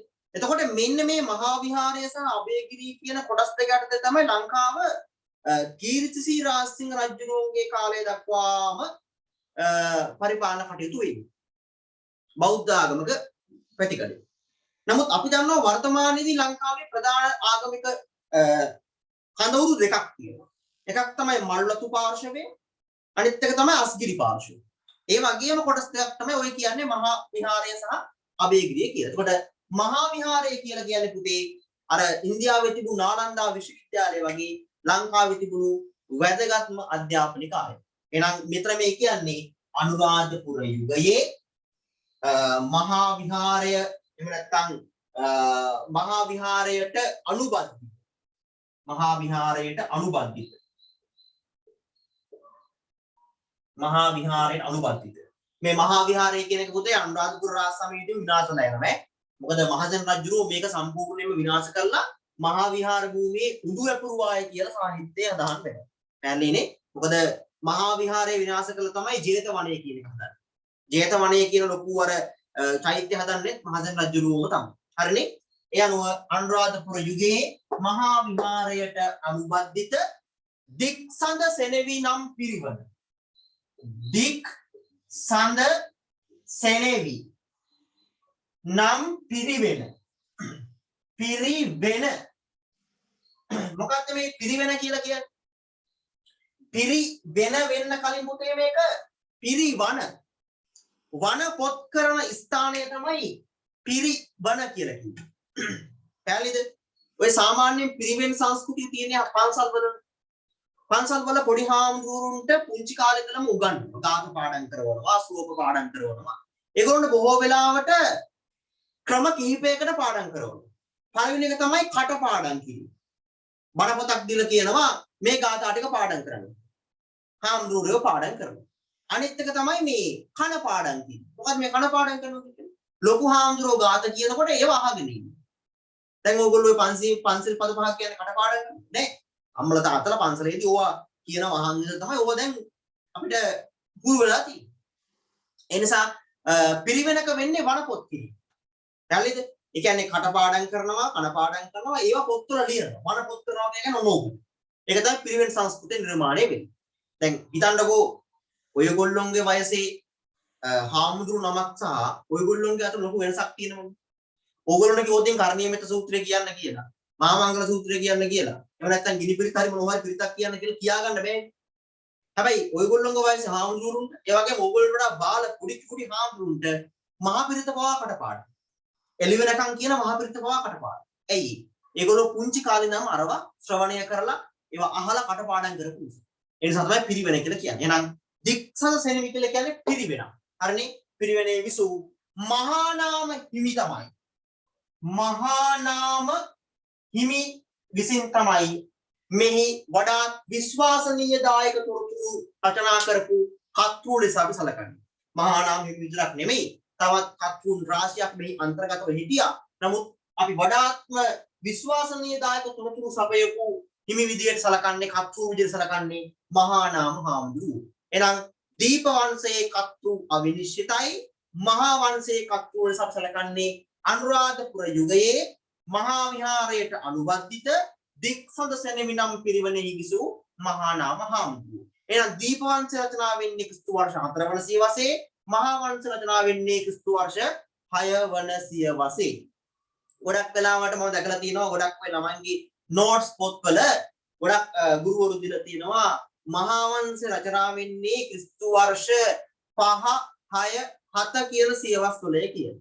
නිශ්චිතව දීලා නැහැ. මතක තියාගන්න පුතේ මේ තොරතුරු ආවට ගියාට ඔයගොල්ලෝගේ මේ අච්චු පොතේ විතරක් තියෙන ඒවා පරිශීලනය කරලා දීපුව නෙමෙයි. මේවා බොහෝ වෙලාවට ආශ්‍රිත ග්‍රන්ථ කියවලා මේව පිළිබඳව විස්තර හොයලා තමයි ඔයගොල්ලන්ට මේ කරුණු කාරණා අවබෝධ කරලා දෙන්නේ. හරිනේ? මේ ආවට ගියාට දෙන ඒවා නෙමෙයි. මේ උගන්වන හැම කරුණක් සම්බන්ධයෙන්ම වගකීමක් ඇතුව තමයි උගන්වන්නේ. හරිනේ? මම මේක මේ වෘත්තියට එන්න කලින් ඉඳන්ම බොහෝ වෙලාවට මම දෙයක් පිළිබඳව කියනකොට ඒ පිළිබඳව පුළුල් අධ්‍යයනයක ඉඳලා තමයි මේ පිළිබඳව අදහස් ඉදිරිපත් කරන්නේ. පැහැදිලිද? මේ පිළිබඳව හොයන්න පුළුවන් හැම මූලාශ්‍රයකින් වෙබ්සයිට් සර්ච් කරලා, සෝෂල් මීඩියා වලින් ඒවයින් පාවිච්චි කරලා, ඊපස්සේ පොතපත පරිශීලනය කරලා, ඉතින් මතක තියාගන්න මේ වගේ ලොකු කැපකිරීමක් කරලා තමයි මේක මේ දැනුම කියනක ඔයගොල්ලන්ට දෙන්නේ. තාවට ගියාට මේ ටීචර්ස් ගයිඩ් එක විතරක් බලලා පරිශීලනය කරන දෙන එකක් නෙමෙයි. පැහැදිලිද? ටීචර්ස් ගයිඩ් එකේ තියෙන සමහරක් දැන් ඕගොල්ලෝගේ පොතේ තියෙනවනේ පොතේ හෝමෝ සාපියන් කියන හෝමෝ සාපියන් කියලා කෙනෙක් නැහැ පුතේ. මම මගේ උපාධියට මානව විද්‍යාව ඇන්ත්‍රොපොලොජි කියන සබ්ජෙක්ට් එක යුනිට් එකක් විදිහට කරපු නිසා මම දන්නවා හෝමෝ සාපියන් කියලා කෙනෙක් නැහැ. උගේ විද්‍යාත්මක නම වෙන්නේ හෝමෝ සේපියන්. පැහැදිලිද? ඉතින් ඔන්න වගේ වැරදි ගොඩක් ඔය විෂය නිර්දේශන වල තියෙනවා. ඉතින් ඒවා වැරදි. එතකොට එහෙම බලද්දි ළමයින්ට යන්නේ වැරදි අර්ථකථන. මම ඔය තවත් වැරදි දේවල් ටිකක් නිවැරදි කරන්න ඉදිරියේදී අපේ ලංකාවේ සිදුවෙච්ච වැරදි අර්ථකථන පිළිබඳව මම මහා වංශයේදීත් ඒක ගැන පැහැදිලි කිරීමක් කරනවා. පැහැදිලිද? ඒ වගේම මේකට තියෙනවා පුතේ වසර 2500ක අඛණ්ඩ ඉතිහාසය. පැහැදිලිද? වසර 2500ක් තිස්සේ අපේ රටේ වෙච්ච දේවල් අර මාර ප්‍රෞඩ ඉතිහාසයක් කියලා අපි ඉගෙන ගන්න. අපේ ලංකාවේ සුපිරි ඉතිහාසයක් තිබුණා කියලා අපි නිකන් ආඩ්‍යත්වයෙන් කතා කරනවනේ. අන්න එහෙම ඉතිහාසයක් මේකේ අන්තර්ගත වෙනවාලු. පැහැදිලිද? ඒ වගේම මෙහි පරිච්ඡේද 37ක් තියෙනවා. පරිච්ඡේද 37කින් සමන්විත වෙනවා. ඒ වගේම මෙන්න මේ මහා වංශය අර්ථ විවරණය කිරීම සඳහා පුතේ මහා වංශ ටීකාව එවත් ඒක හඳුන්වනවා වංශත්ත ප්‍රකාශිනී. වංශත්ත ප්‍රකාශිනී. පැහැදිලිද? එහෙනම් මතක තියාගන්න මෙන්න මේ වගේ බොහෝමයක් කරුණු අන්තර්ගත සුවිශේෂී කෘතියක් තමයි මහා වංශය කියලා කියන්නේ. දැන් කියලා දෙන්න යන්නේ මෙන්න මේ සාම්ප්‍රදායික කරුණු ටික වෙනස් අර්ථකථනයකින් ඕගොල්ලන්ට උගන්වන්නේ. මේවා කවින්සගේ පන්ති විතරක් ස්පෙෂල් එක. හරිනේ? ඕනමයි ඕනම මේ පාඩම උගන්වන ඕනම ගුරුවරයෙක් මම මේ කියපු බේසික් කාරණා ටික උගන්වනවා. දැන් පරිච්ඡේද 37ක් තිබුණායි මහා නාම හාමුදුරුවෝ ඔය වයිල ටික අනිවාර්යයෙන්ම කියලා දෙනවා. හැබැයි මේ මහා නාම හාමුදුරුවෝ මේ පිරිවෙනේ හිටපු එක මේ පිරිවෙන කොහොමද පිරිවෙනේ නම හැදුනේ ඔය වගේ පොඩි පොඩි පොයින්ට් එහෙම කියලා දෙන්නේ නැහැ. ඉතිහාසය කියලා කරන පොතේ ඔය විධාන කතාත් එක්ක යන දේවල්. ඉතින් අනිවාර්යයෙන් මේවා අපි අවබෝධයකින් ඉගෙන ගන්න ඕන. දැන් ඉතිහාසය හැදෑරීමට අපි භාවිතා කරන මෙන්න මේ සාහිත්‍ය මූලාශ්‍ර විශ්වාසනීයයිද? මම අහන ප්‍රශ්නයක් ඕගොල්ලෝගේ මේ සාහිත්‍ය මූලාශ්‍ර වල තියෙන තොරතුරු විශ්වාසනීයයිද? දැන් මේකේ තියෙන පුතේ මේ බුදුන් වහන්සේගේ පරණ ලංකා ගමනේ ඉඳලා මේ දක්වා ටික අවුලක් නැහැ කියමුකෝ. අදින් වසර 2500කට කලින් තිබිච්ච දේවල් ඒ විදිහට මේ පොතේ තිබුණු විදිහටම තිබුණා කියලා විශ්වාස කරන්න පුළුවන්ද අපිට? මහා නාම හාමුදුරුවෝ කිව්වේ ඇත්තමද? මහා නාම හාමුදුරුවෝ මේව බලන් හිටියද? අපිට එහෙම පොඩි ගැටලුවක් එනව නේද? දැන් පොතක් ලියනකොට ඒ පොත ලියන කතුවරයාගේ පෞද්ගලික රුචිකත්වය බලපානවා. පැහැදිලිද? දැන් උදාහරණයක් වශයෙන් ගත්තොත් මේ තියෙන්නේ පොතේ මේ මහත්මා ගාන්ධීගේ ස්වයං ලිඛිත චරිතා ප්‍රදාන. පැහැදිලිද? ස්වයං ලිඛිත චරිතා ප්‍රදාන. ඒ කියන්නේ එයා විසින් එයාගේ චරිතය ගැන ලියපු කෘතිය. හරි? දැන් මේක කියවන් යනකොට එයාගේ ඇතම් ප්‍රතිශේධනීය තැන් හම්බ වෙනවා. ඒ වගේම නමුත් එයා මේ ඉන්දියානු විප්ලවය වෙනුවෙන් කරපු කීපු දේවල් ටික මේකේ තියෙනවා. ඒතකොට මේ පොත කියවල ඉවර වුණ කෙනෙක්ට මහත්මා ගාන්ධි ගැන එන අමුතු හැඟීමක් ඇති වෙනවා. ඇයි? මේ පොතේ තියෙන මහත්මා ගාන්ධි ඒ කියන විප්ලවය වෙනුවෙන් කරපුවා. හරිද? ඒ විප්ලවය වෙනුවෙන් කරපු කීපු දේවල් ගැන. ඊට පස්සේ මේ තියෙන්නේ කාල් මාක්ස් කියන චින්තකයාගේ ජීවන චරිතය. හරිද? මේක එයාගේ ජීවිත කතාව මේක සම්පූර්ණයෙන් තියෙන්නේ. එතකොට මේ පොත කියවලා අවසානයේදී අපිට නිගමනයකට එන්න පුළුවන් මෙයා සමාජවාදය කියන දේශපාලන මතවාදය ජනගත කරන්න ලොකු කැපකිරීමක් කරපු කෙනෙක් කියලා. මේ පොත කියවලා අවසානයේදී අපිට පුදුම හැඟීමක් මේ පුද්ගලයා ගැන දැනෙනවා. හරි? මෙයාගේ බිරිඳට ආදරය කරපු හැටි, කාල් මාක්ස්ගේ බිරිඳ කියන්නේ ජෙනීමා, එයාගේ බිරිඳට ආදරය කරපු හැටි, එයාගේ දරුවන්ට ආදරය කරපු හැටි හැම දෙයක්ම මේ පොත ඇතුලේ තියෙනවා. හැබැයි මේ පොතෙන් නැති දේවල් කොටසකුත් තියෙනවා. දැන් මේ පොත කියවගෙන යනකොට හිතුණා මෙයා බිරිඳට ගොඩක් ආදරය කරනවා. හැබැයි මෙයා පිළිබඳව තවදුරටත් විස්තර හොයනකොට අපිට අහු වෙනවා මෙයාට දෙවන බිරිඳකුත් ඉඳලා තියෙනවා. හැබැයි ඒක මේකේ නෑ. ඒ කියන්නේ මෙයාගේ සැබෑ විස්තර මේකේ තියෙන විදියක් නෑ. පැහැදිලිද? ඒ වගේම තමයි මහා වංශයේත් මේ කියන තොරතුරු මේ විදියට වුණා කියලා කියන්න බෑනේ. පැහැදිලිද? අපි විජයගෙන් පැවැත්ගෙන යනවා කියන එක මහා වංශ කතුවරයනේ කියන්නේ. අපි දන්නේ නෑ ඔක ඇත්තද බොරුද කියන්නේ. පැහැදිලිද? විජය එන්න කලින් අපි ආවාස කරන වෙලාව හිටියේ නැහැ. විජය එන්න කලින් අපි කෘෂිකර්මාන්තය කරෙත් නැහැ.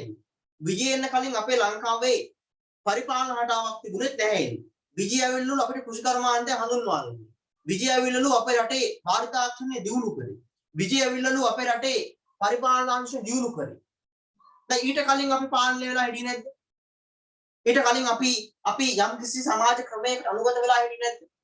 විජය එන්නේ පුතේ සම්මපන්නයට එන්නේ 700ක් අතුරු පිරිසක් එක්ක. 700ක් අතුරු පිරිසක්. ඒ 700 අතුරු පිරිසක් එක්ක ඇවිල්ලා මහා වංශ කතුවරයා කියන විදියට ඒ 700න් කීප දෙනෙක් අතුරුදහන් කරනවා. පැහැදිලිද? ඒ අතුරුදහන් කරන්තරම් හොඳ සංකලාවක් අපේ ලංකාවේ තිබිලා තියෙනවා. එහෙනම් කොහොමද කියන්නේ ඉන්දියාවෙන් ගල්ලා අපි ජනාවාස කරන්නේ කරන්නේ? පැහැදිලිද? ඒ වගේ මහා වංශ කතුවරයා කියනවා විජය ඇතුළු 700ක් පිරිසට කුවේණිය බතින් සංග්‍රහ කළා කියලා. කණ්ඩ දුන්න කියලා. බුෆේ එකක් දාලා කණ්ඩ දුන්න කියලා කියන්නේ. 700ක් පිරිසට එකවර කන්න දෙන්න පුළුවන් කියලා කියන්නේ අපේ රටේ කෘෂිකර්මාන්තයේ මාරම තරක් තිබිලා තියෙනවා. එහෙනම් මහාවංශ කතුවරයා කොහොමද රෙද්දක් හදන්න කියන්නේ අපේ රටේ කෘෂිකර්මාන්තය හදන්නේ විජේන්ද්‍ර? ඒක වැරදිනේ එහෙම බැලුවා. හරිද? ඒ නිසා මතක තියාගන්න මහාවංශය තුල තියෙන්නේ සත්‍යයට ආසන්න තොරතුරු මිසක් සත්‍යම කියලා කියන්න බෑ. ඇහැල්ලේද? සාම්ප්‍රදායික ඉතිහාසයේ පාඩමක් ඉගෙන ගත්තා නම් ඕගොල්ලෝ ඉගෙන ගන්නේ මහාවංශය තමයි අපේ ලංකාවේ ඉතිහාසයේ මුදුන් මල්කඩ. සාහිත්‍යයේ මුදුන් මල්කඩ. එහෙම තමයි ඉගෙන ගන්න. නමුත් අපි ඕගොල්ලොන්ට මේ පන්ති හඳුන්වා දෙනකොටම කිව්වා මේකේ සම්ප්‍රදාය අතික්‍රමණය කරලා තියෙනවා. හරි? මේ කියලා දෙන්නේ අලුත් කාරණා ටික. මේ ඕගොල්ලෝගේ මයින්ඩ් එකට යන්න ඕනේ. ඇහැල්ලේද? මම රුපියල පෙන්නලා කිව්වොත් රුපියල් 2යි කියලා පිළිගන්න කියලා ඒ මට්ටමට ඕගොල්ලෝපත් වෙන්න ඕනේ. මම කියන දේ අභියෝගයට ලක් කරන්න. හරි? ලබන සතියේ ඉඳන් මේ ක්ලාස් එකේ මයික් ඔන් වෙනවා. හරි? මොකද ලබන සතියේ ඉඳන් පන්තියේ සහභාගී වෙන්නේ අපිට නියමිත පන්ති ගාස්තුව ගෙවලා මුදල් ගෙවලා ලියාපදිංචි ඉච්ච ළමයි පමණයි. ඒතොර ඒගොල්ලන්ට පුළුවන් මම මේ කියන ඒවා මගෙත් එක්ක තර්ක කරලා නිගමනයකට එන්න. හරි? ඉතින් ඒ නිසා මම කැමතියි මාව අභියෝගයට ලක් කරනවට. මොකද එහෙම තමයි ළමයි ඉන්න ඕන.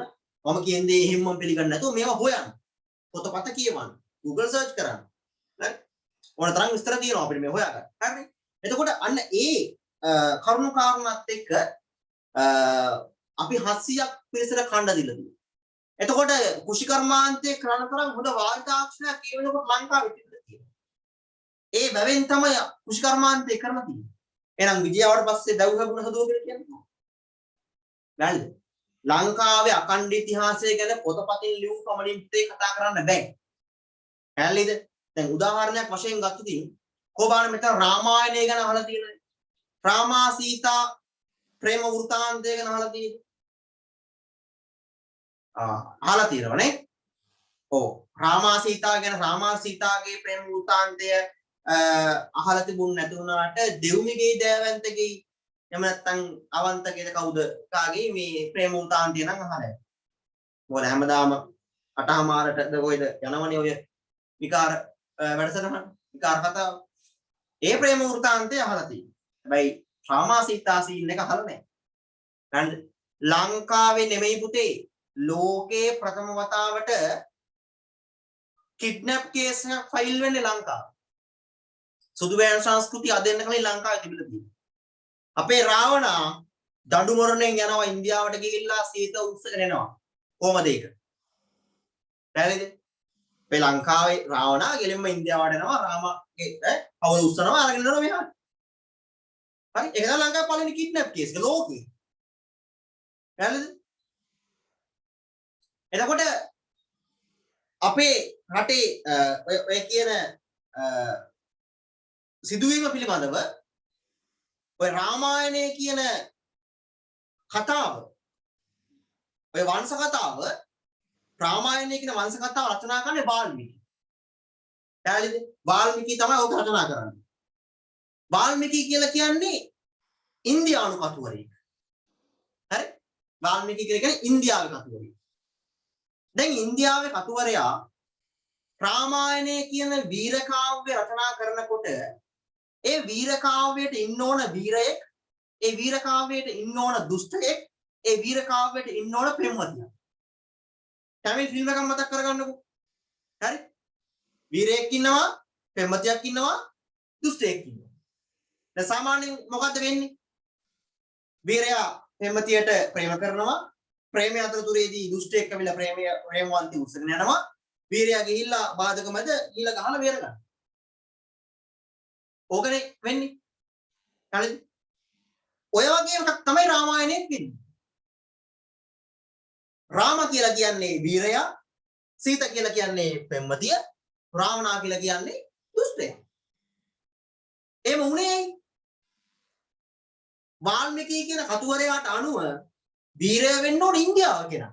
ඇයි ඉතින් වාල්මීකි ඉන්දියාවේ? ඉතින් ඉන්දියාවේ කෙනා එපයි වීරය වෙන්නේ. එයා එපයි පොර වෙන්නේ. අපේ එක දුෂ්ටයා. වැරදිලා හරි වාල්මීකි ලංකාවේ වුණානේ. එහෙනම් මොන රාවණා වීරය වෙලා රාම දුෂ්ටය වෙනවා. ඕකනේ වෙන්නේ. ඒ කියන්නේ රචනා කරනකොට කතුවරයාගේ පෞද්ගලික දෘෂ්ටිය බලපාන. හරිද? කතුවරයාගේ පෞද්ගලික දෘෂ්ටිකෝණ. මම ඉදිරියේදී කියලා දෙනවා සල්ලීන සංදේශයේදී කොටගම රාහුල හාමුදුරුවෝ කාන්තාවන්ගේ දියකෙලි වෙනුම කොහොමද වර්ණනා කරේ කියේ. වැරදිද? කාන්තාව දියගුන් කෙලින හැටි, දිය ක්‍රීඩාවේ නිරන හැටි, කාන්තාව දියනාන හැටි හාමුදුරුවෝ හරි ලස්සනට වර්ණනා කරනවා. වැරදිද? හාමුදුරුවෝ ඒ කාන්තාවන් දියගුන් කෙලින හැටි, දිය යට කිමිදෙන හැටි, වතුර බින්දුව උඩ යන හැටි ඔය ඔක්කොම ටික වර්ණනා කරනවා. අපිට ගැටලුවක් වෙනවා තොටගමුවේ සිරාවුල හාමුදුරුවෝ කාන්තාව මොනවද දිහා බලන්න කියලා. අයියා පොතේ හාමුදුරුවෝ මේක දැන් මේ වර්ණනා කරන්නේ පිරිමියෙක් බලන් හිටියාට වඩා සැලලි හිණියේ කාන්තාව වර්ණනා කරන එක සුපිරියට තියෙනවා. හරි. ඒක පොඩි අවුලක්. හරි. දඩු වර්ණ කියලා කියන්නේ මේ රාවණා භාවිතා කරපු ප්ලේන් එක වගේ නේ.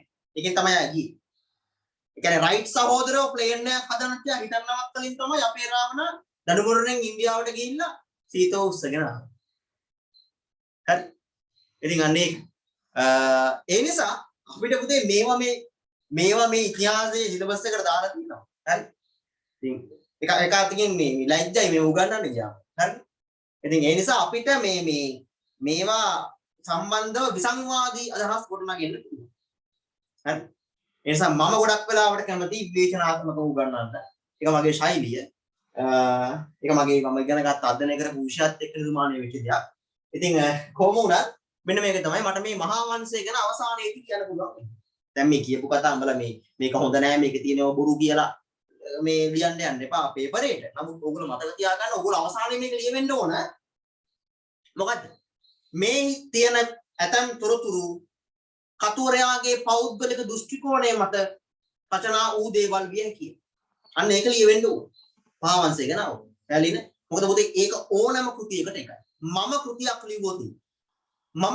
ලිව්වොත් මොකක් හරි දෙයක් ගැන ඒ දෙයට මම රුචිකත්වයේ දක්වනවද? ඒ දෙයට මම රුචිකත්වයේ දක්වන්නේ නැද්ද කියන එක සම්බන්ධව අපිට කෘතිය අවසානයේදී එහෙම නැත්නම් කෘතිය ලියාගෙන යනකොට අදහසකට එන්න පුළුවන්. මම තව උදාහරණයක් පෙන්නන්නම්. පුතේ මේ තියෙන්නේ මේ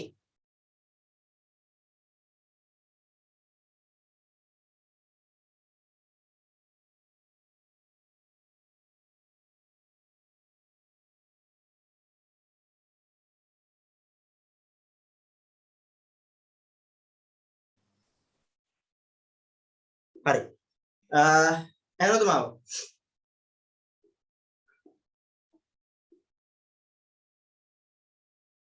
දැන් මාව එනව නේද? පොඩි සිග්නල් ප්‍රශ්නයක් තියෙනවා. ඕගොල්ලෝගේ වෙලාව තමයි. අද දවස මුදේ ඉඳන් පන්ති කරා මේ කිසිම සිග්නල් ගැටලුවක් ආවේ නැහැ.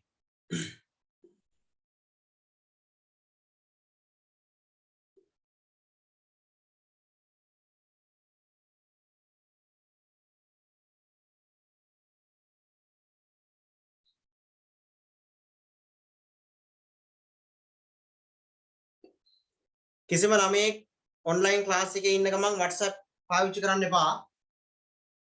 හරිද?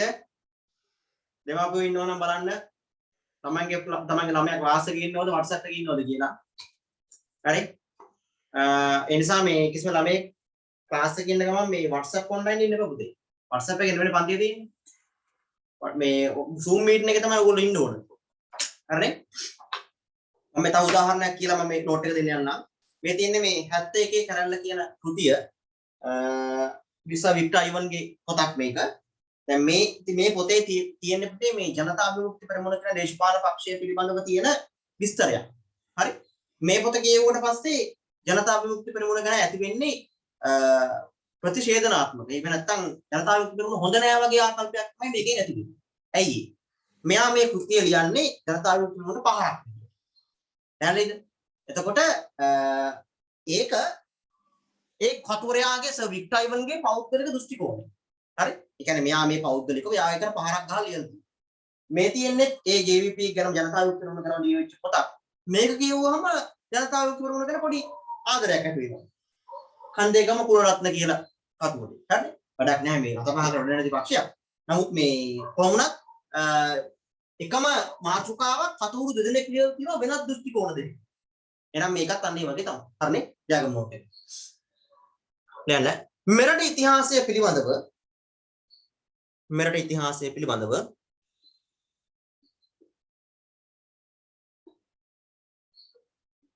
මෙරට ඉතිහාසය පිළිබඳව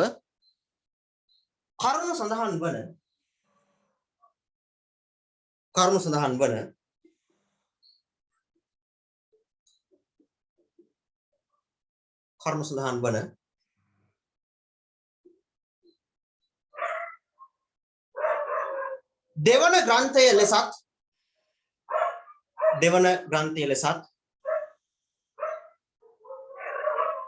දෙවන ග්‍රන්ථය ලෙසත්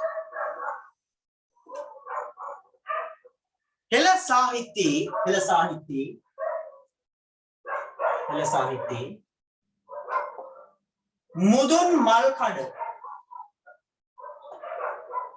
මුදුන් මල් කඩ ලෙසත්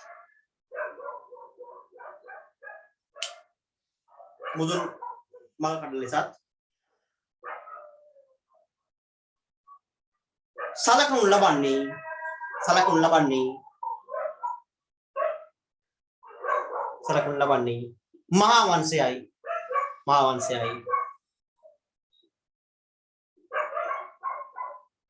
බාහිර ශබ්ද ගැන වැඩි ගණන් ගන්න එපා.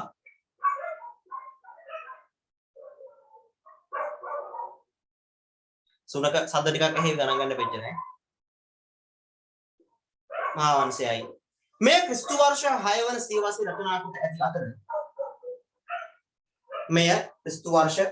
6 වන සියවසේ රචනා කොට ඇති අතර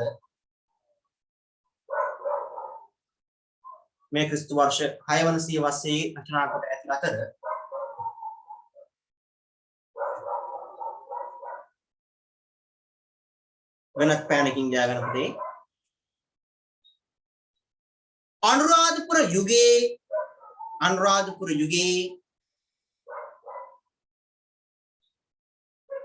අනුරාධපුර යුගයේ මහා විහාරයට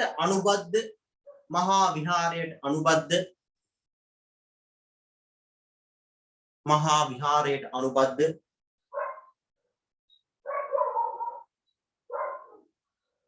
දික්සඳ සෙනෙවිනම් පිරිවෙනේ විසූ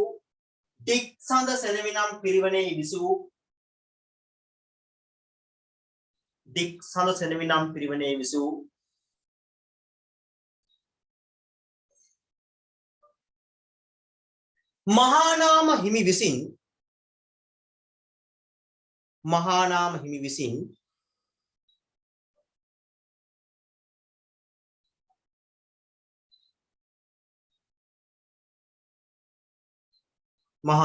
විසින්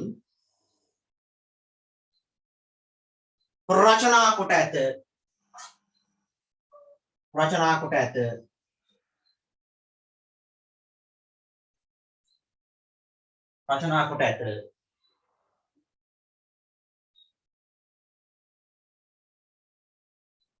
දීපවංශයේ තිබූ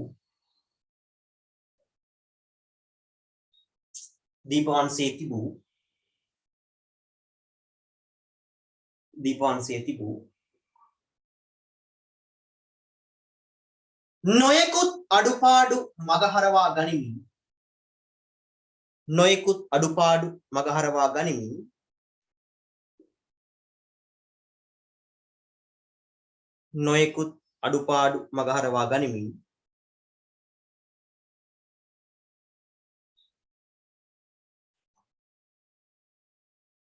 මෙය රචනා කොට ඇත.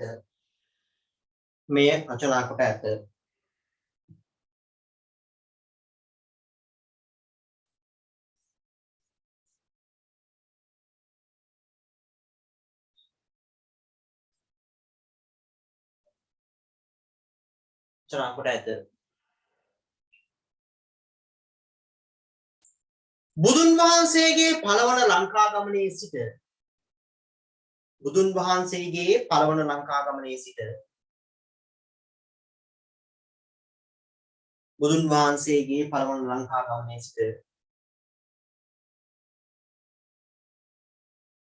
මහසෙන් රාජ්‍ය සමය දක්වා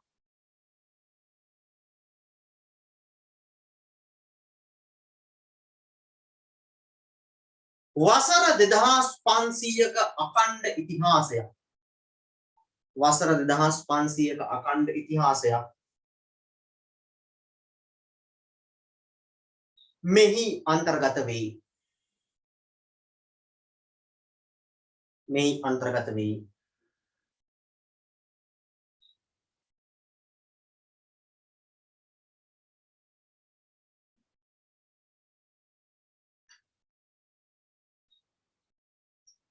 වර්තමානයේ දක්වාම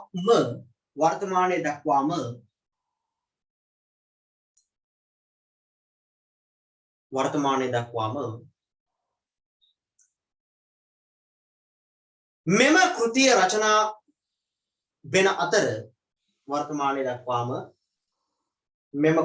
රචනා වෙන අතර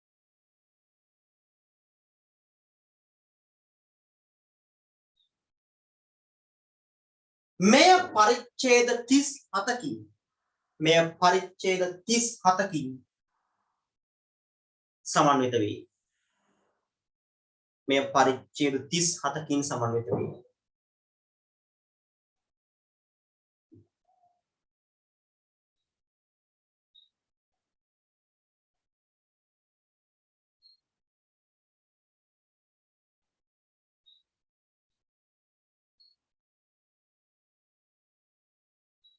මෙහි නිර්වාද්‍යතාවය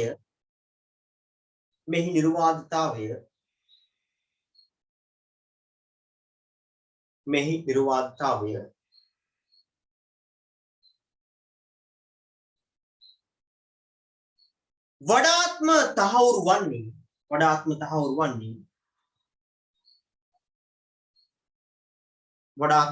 වන්නේ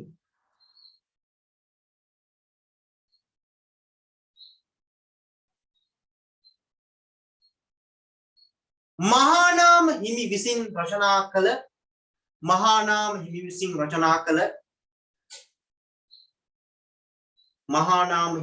රචනා කළ කාලයයි.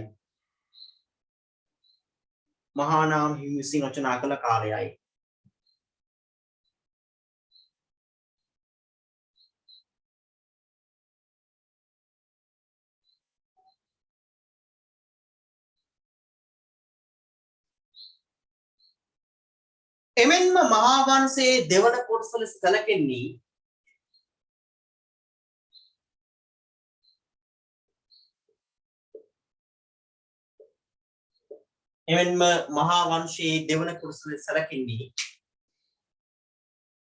චූල වංශය වන අතර චූල වංශයයි සැලකෙන්නේ චූල වංශයයි.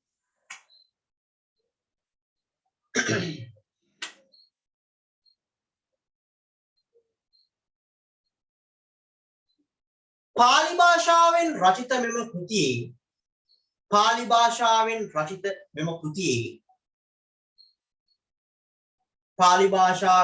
මෙම කෘතියේ ඇතම් තැන්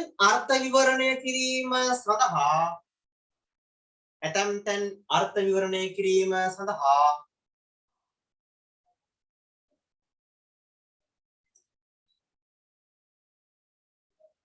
ටීකාවක්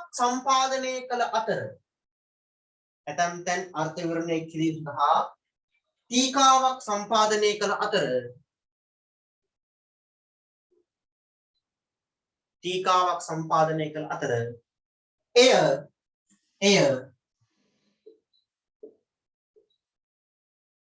මහා වංශ ටීකාව.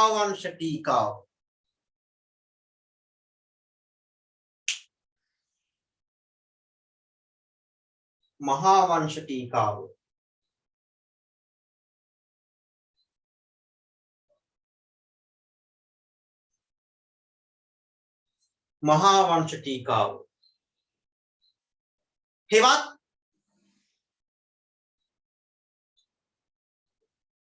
වන්සත්ත ප්‍රකාශිනී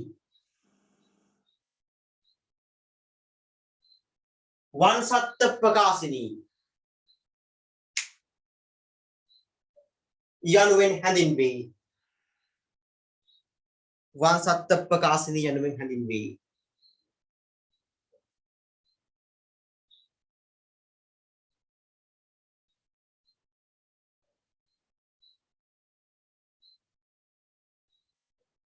මහා වංශය තුල සඳහන් මහා වංශය තුල සඳහන් තොරතුරු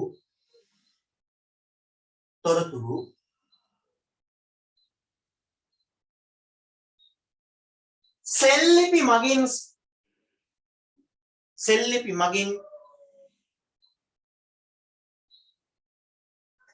මගින් සනාත වන අතර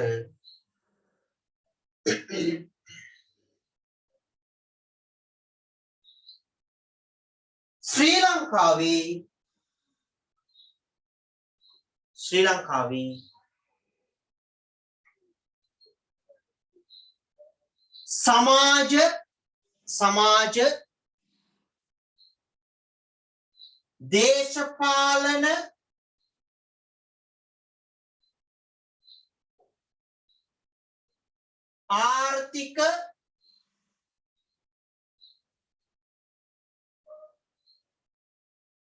දේශපාලන ආර්ථික සංස්කෘතික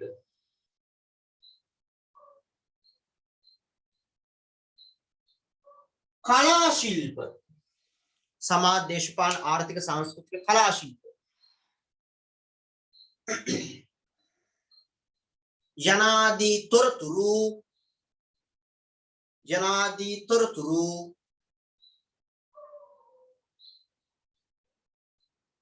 මෙහි අන්තර්ගත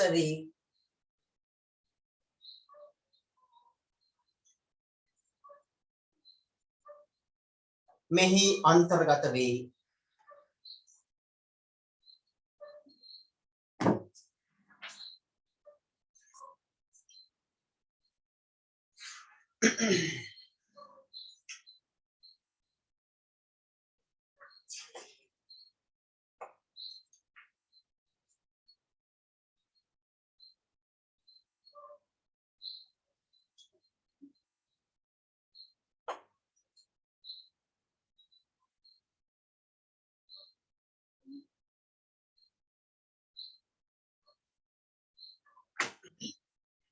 හරි.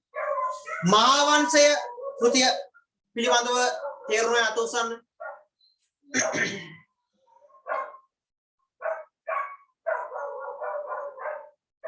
හරි. දැන් පුතේ ලබන සතියේ කරන්න තියෙන පේපර් එකට අදාළ ප්‍රශ්න ටිකක් සාකච්ඡා කරලා ඉවරයි ඈ. පළවෙනි ප්‍රශ්න 10ම මේ දක්වා කරපු කොටස් ටිකෙන් කතා කරන්න පුළුවන්. ඒ නිසා ලබන සතිය වෙනකොට ඔයගොල්ලෝ ගජට කෙටි ප්‍රශ්න පත්‍රය සහ බහුවර්ණ ප්‍රශ්න පත්‍රය ලබා ගන්න. මොකද නැත්තම් මේ වැඩපිළිවෙල ඔයගොල්ලෝ කරන් යන්න බැරි වෙයි. එක ළමෙක් ගාව පේපරේ තියෙවි, තව ළමෙක් ගාව පේපරේ නැති වෙයි. එහෙම වුණොත් ඔයගොල්ලෝ මේ වැඩේට සාර්ථකව සම්බන්ධ වෙන්න බෑනේ. ඉතින් ඒ නිසා එක පොඩ්ඩක් අවධානයෙන් ඉන්න. එයනෝ දීප වංශය සහ මහා වංශය කියන කොටස් දෙක සම්බන්ධයෙන් ඔය ප්‍රමාණවත්. ඊට පස්සේ මෙන්න පස්වෙනි පේජ් එකට පස්වෙනි පේජ් එකේ කියනවා මේ ඉහත සඳහන් කළ වංශ කතා දෙකට අමතරව බෝධි වංශය, ධාතු වංශය, පූජාවලිය, සද්ධර්ම රත්නාවලිය යනාදී ඉතාමත්ම වැදගත් සාහිත්‍ය කෘති ලෙස සලකනවායි කියන. දැන් පුතේ මේ කියන කෘති වලට අමතරව මම තව කෘති දෙකක නම් මෙන්න මේ බෝඩ් එකේ ලියනවා.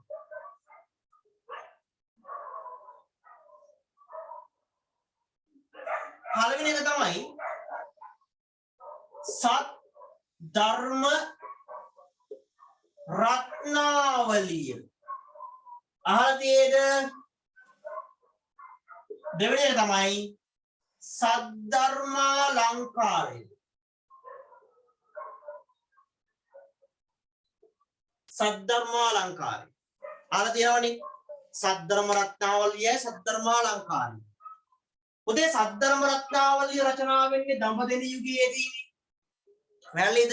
මේක රචනා කරන්නේ ධර්මසේන හාමුදුරුවෝ. ධර්මසේන.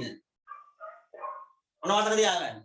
හරිනේ අපි ඉදිරි මේ chart එක අරන් ලියා ගන්නවා දැනට මතක තියාගන්න සද්ධර්මාලංකාරය රචනා වෙන්නේ ගම්පොළ යුගයේදී මේක රචනා කරන්නේ පුතේ ධර්මකීර්ති හාමුදුරුවෝ ධර්මකීර්ති හාමුදුරුවෝ මේක ඉතාමත්ම වැදගත් බෞද්ධ ග්‍රන්ථ දෙකක් පැහැදිලිද දැන් උදාහරණයක් වශයෙන් ගත්තොත්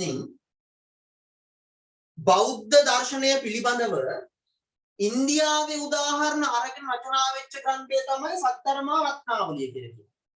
මේකේ තියෙන ඉන්දියාවේ උදාහරණ. පැහැදිලිද? උදාහරණයක් වශයෙන් ගත්තොත් පටාචාරා කතාවස්තුව. මච්චරිය ගෝසිය සිතානන්ගේ කතාවස්තුව. මේවා ඉන්දියාවේ උදාහරණ. එතකොට ඉන්දියාවෙන් ගත්ත උදාහරණත් එක්ක තමයි මේ කෘතිය රචනා කරන්නේ.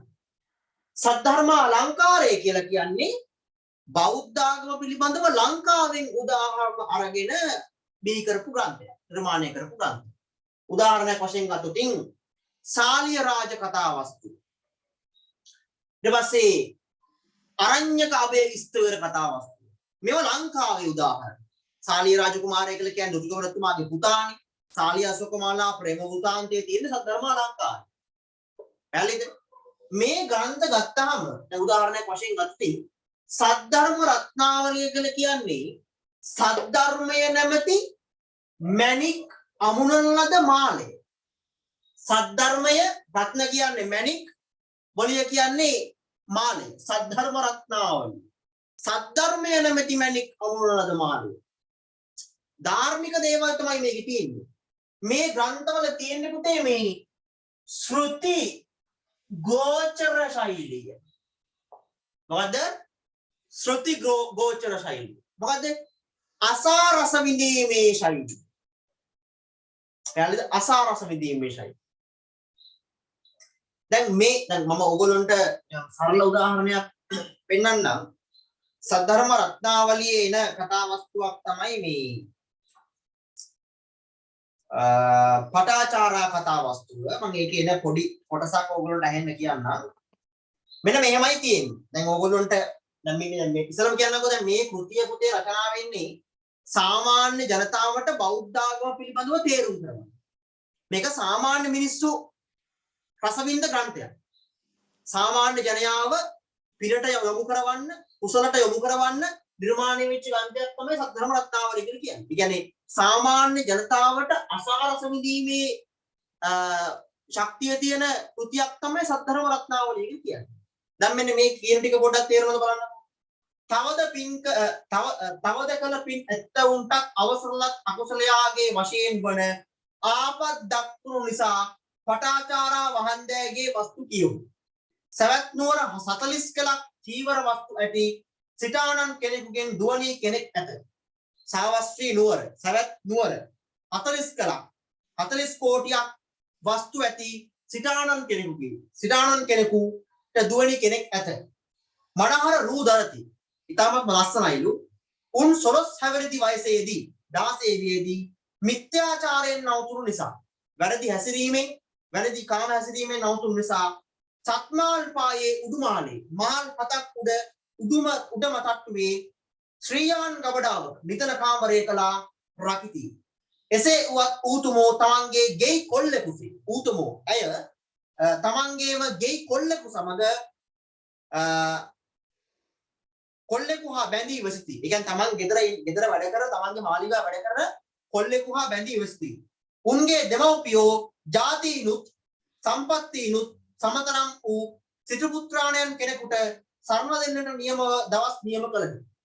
තමන්ගේ තත්වයට තමන්ගේ වස්තුවට සමාන කෙනෙක්ට බන්දල දෙන්න නියම කරාට නැකත් දවස උදා වූ කලට දිනේ ආපු සීමාව එහෙම නැත්නම් බඳින්න ලං වෙන්න ඕන වෙන්න තියෙදි නැකත් දවස් ආපු වෙලාවේදී නැකත් දවස් උදා වූ කලට සිටු දියණියෝ බැඳී වසන කොල්ලාට කියනුයි මා අසවල් දවස අසවල් සිටු පුත්‍රයාණන්ට සරණ දෙති. මා උන් කරා සරණ ගිය කල පඳුරක් හැරගෙන ගිය නමුත් ඔබිනුත් වෙනම රකවල් හේයින් දක්නා පමණකටවත් නොලබව. ඒ කියන්නේ මාව සරණ පාවාගෙන ගියොතින් උඹට කවදාවත් මාව දකින්න හම්බෙන්නේ නැහැ. මාව උඹට සල්ලි දීලවත් මාව ආයෙ බලන්න හම්බෙන්නේ නැහැ කියලා. පැහැදිලිද? දැන් මේ පොඩි කොටසක් මම පොඩි චැප්ටර් එකක් කියුවේ තේරුණාද? දැන් මම අර පැහැදිලි කරපු නිසා යම් කිසි අවබෝධයක් ඇති. නමුත් අර පොතේ තියෙන ශෛලියෙන් කිව්වොත් තේරෙනවද? අරමයි තේරෙනවද? තේරෙන්නේ නැද්ද උසන්? තේරෙනවද නැහැ? තේරෙනවද? ඒ කියන්නේ දැන් මම මේ පොතේ තියෙන විදියෙන් කිව්වම මම පැහැදිලි කරන්නේ නැතුව මම අර වාක්‍ය කියලා පැහැදිලි කරානේ. එහෙම කියවන්න නැතුව තේරෙනවද? අරමයි තේරෙන්නේ නැත්තම් මෙහෙම දාන්න. අවුලක් නැහැ. ඒ කියන්නේ මේ මොකද මේ සාමාන්‍ය මේ තේරෙන විදියක් නැහැ පුතේ. ඒ කියන්නේ මේ වචන ශෛලිය අමාරුයි. හරි? ඒ කියන්නේ මේ තියෙන්නේ කර්ණ ජරයා රසවින්ද ශෛලිය. හරි? ඔන්න පොඩි සිංහල පාඩමක් කියලා දුන්නේ. කර්ණ ජරයා රසවින්ද ශෛලිය. එතකොට කර්ණ ජරයා අපිට වඩා එහෙන පොරවන්නේ. ඇයි මේ තියෙන භාෂාව අපිට තේරෙන්නේ නැහැ නේද? දැන් මම ඇඩ්වාන්ස් ලෙවල් වලට සිංහල කරා. හරි? මට සිංහල වල ඇඩ්වාන්ස් ලෙවල් වලට A1 එකක් තියෙනවා. මම විශ්වවිද්‍යාලයේදී කොමන් සබ්ජෙක්ට් එකක් විදියට සිංහල කරා. ඒකෙත් මට ඒ සාමාර්ථයක් තියෙනවා. ඒ නිසා මට මේක ඔයගොල්ලන්ට කියලා දෙන්න පුළුවන්. මට මේක පැහැදිලි කරන්න පුළුවන්. හැබැයි මේක සාමාන්‍ය කෙනෙකුට දැන් ඕල්ඩ් මේක තේරෙන්නේ නැහැ. පැහැදිලිද? අන්න ඒ නිසා මතක තියාගන්න මේක තමයි ශෛලිය. මේකේ තියෙන්නේ පව පින පිළිබඳව අදහස්. එහෙනම් පුතේ මතක තියාගන්න බොහෝ වෙලාවට මෙන්න මේ සද්ධර්ම රත්නාවලියේ සහ සද්ධර්ම අලංකාරයේ තියෙන බෞද්ධ කතා වස්තු ඉදිරිපත් කළ තියෙන්නේ අතිශෝක්තියෙන්. අතිශෝක්තිය. මොකද්ද මේ අතිශෝක්තිය කියලා කියන්නේ? ප්‍රමාණය ඉක්මවා වර්ණනා කරන එක. තියෙන තත්ත්වයට වඩා වැඩියෙන් උලුප්පල පෙන්නන. දැන් උදාහරණයක් වශයෙන් ගත්තොත් මෙන්න මේක මම ඔයගොල්ලන්ට පැහැදිලි කරන්නම්. උදාහරණයක් වශයෙන් මම ගන්නවා මේ සද්ධර්මාලංකාරයේ එන කතාවක් තමයි සාලිය රාජ කතාවස්තුව. පැහැදිලිද? සාලිය රාජ කතාවස්තුව. උදේ මේ සාලිය රාජ කතාවස්තුවේ අශෝකමාලාගේ රූප ස්වභාවය. සාලිය අශෝකමාලාගේ මේක ප්‍රධාන චරිත දෙක. අශෝකමාලාගේ රූප ස්වභාවය සහ ඇයගේ පින් මහිමය පිළිබඳව අතිශෝක්තියෙන් දක්වලා තියෙනවා. මම මේක තමයි ඔයගොල්ලෝ පොඩ්ඩක් මේ කියලා දෙන්න හදන්නේ. මෙන්න මේ කොටස පොඩ්ඩක් අහන්න.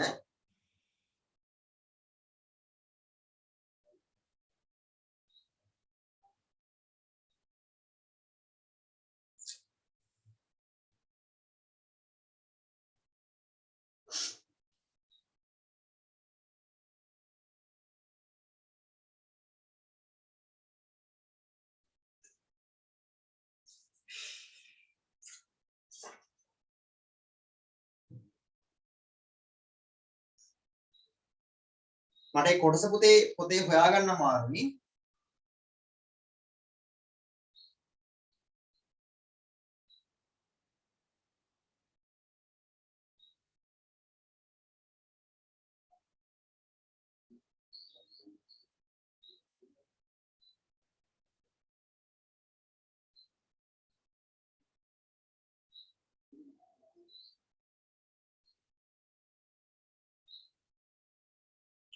මෙන්න මේ කොටස. හරි අහගන්නකෝ.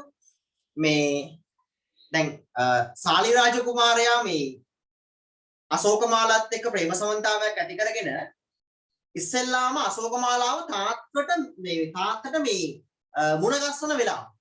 හරි? අශෝකමාලාව අශෝකමාලාව කියලා කියන්නේ ඉතාමත්ම ලස්සන කාන්තාවක්. හරිද? නමුත් පෙර භවයේදී එන්න ඒක තියෙනවා මෙන්න මෙහෙම මේ ලෝකවාසී වූ අමද්දෙහි හුණු මුතුමැණික් ආදී වස්තු අපවිත්‍රයි නොකරනා වූ මේ එසේ හේයින් රූපශ්‍රීයෙන් විරාජමාන බෙබඳු ස්ත්‍රී රත්නයක් චණ්ඩාල කුලෙහි උපදගත යුතුය. ඒ කියන්නේ පුතේ මේ මෙච්චර ලස්සන ස්ත්‍රියක් චණ්ඩාල කියන බොහොම අඩු කුලයක තමයි ඉපදින්නේ. ඒකට හේතුවක් තිබුණා. හේතුව තමයි මෙන්න මේ කියන්න යන්නේ. එම්බල චණ්ඩාල කෙල්ල මාගේ ගේ කුමක් වෙනස දුෂ්ෂෙහි කරන්නේ. ඒ බසර කිපි සුමනාවෝ චණ්ඩාල කෙල්ල නම් තෙපිමයයි සිය මෑණියන්ට බැනවැදූ. අශෝකමාලා පෙර ආත්මයේ සුමනා කියලා සිටු දියණිය. තමන්ගේ අම්මගේ අල්මාරියෙන් මුදලක් හොරකම් කරන්න ගියපු වෙලාවේ අම්මා තමන්ගේ දියණිය වෙච්ච සුමනාට බයිනවා එම්බල චණ්ඩාල කෙල්ල. ඔබ මොකද්ද කරන්නේ? ඔබ ඇයි මගේ කාමරේ අල්මාරිය උස්සන්නේ? ඒ බසර කේන්ති ගිය සුමනාවෝ අම්මට බයිනවා ඔබ චණ්ඩාල කෙල්ලයි කියලා.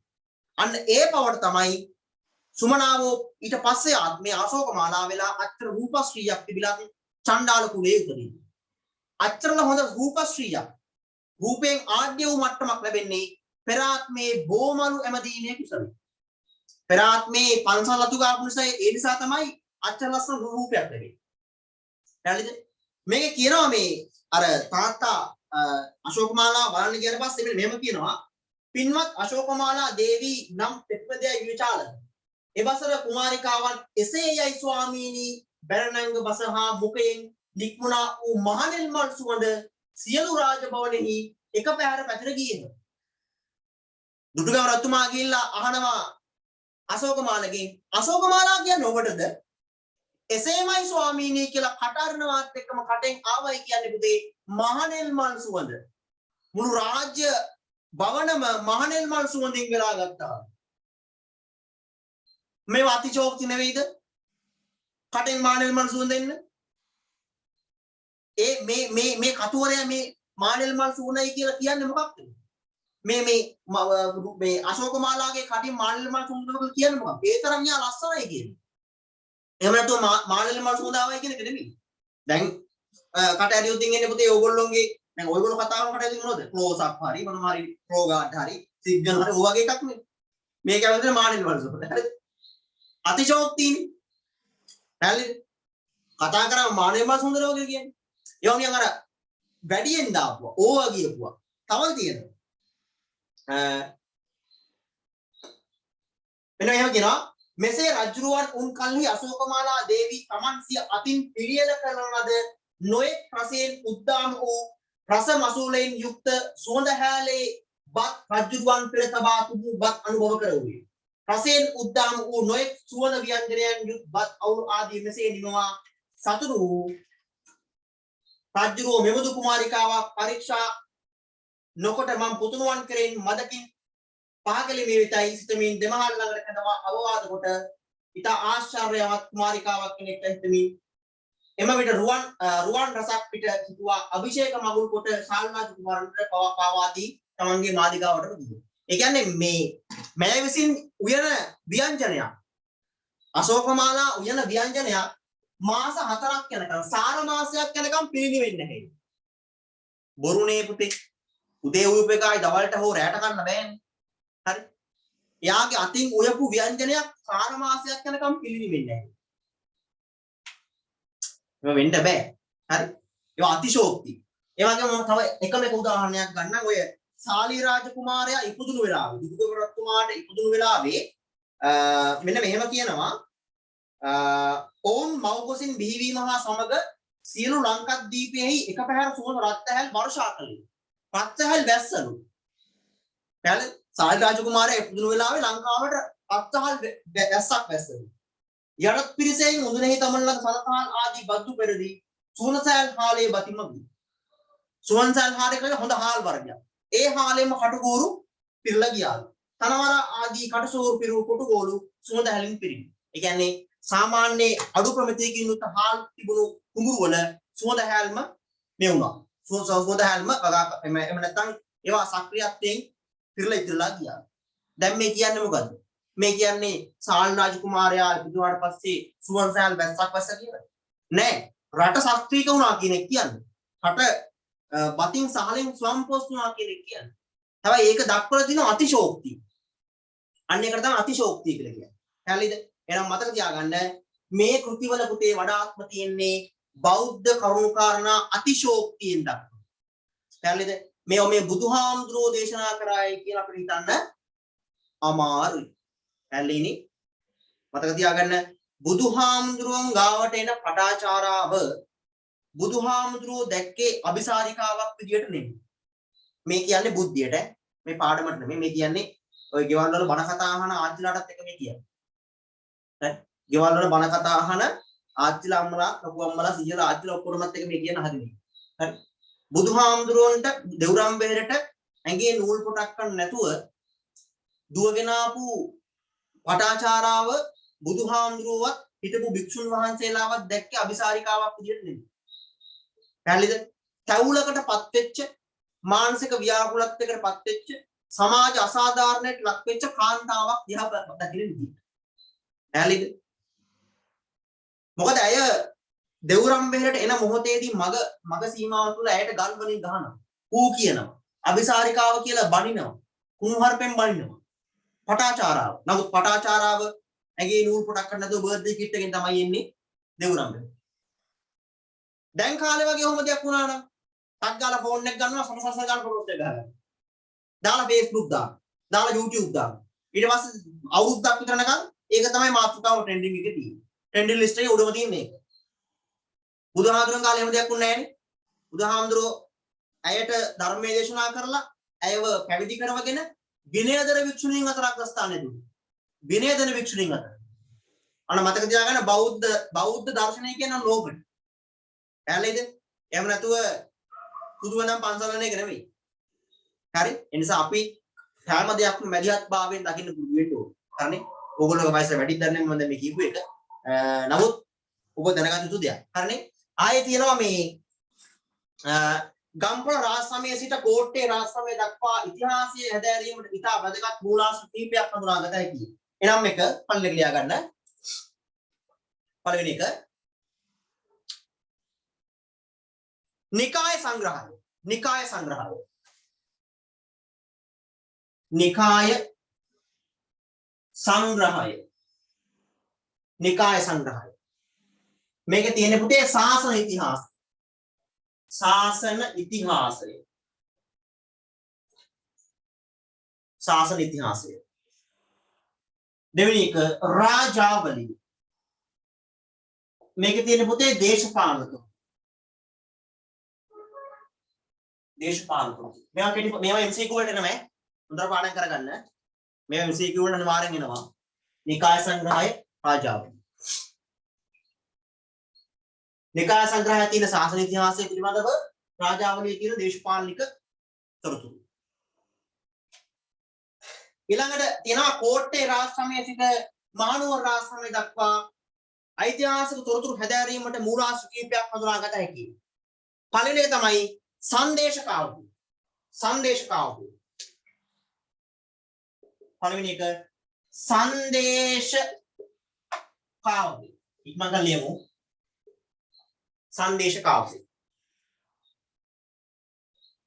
උදාහරණ දාගන්න ඉස්සරහින් දාගන්න කැටිරක් දාලා මයුර සංදේශය, මයුර සංදේශය, තිසර සංදේශය, තිසර සංදේශය. ඒ වගේම සැලලිහිණි සංදේශය, සැලලිහිණි සංදේශය. संदेश काव्य.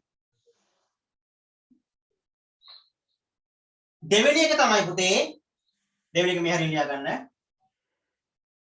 දෙවෙනි එක ප්‍රශස්ති කාව්‍ය. ප්‍රශස්ති කාව්‍ය. ප්‍රශස්ති කාව්‍ය. කෙටිරක් දාලා ගන්න පැරකුම්බා සිරිත. පැරකුම්බා සිරිත. පැරකුම්බා සිරිත.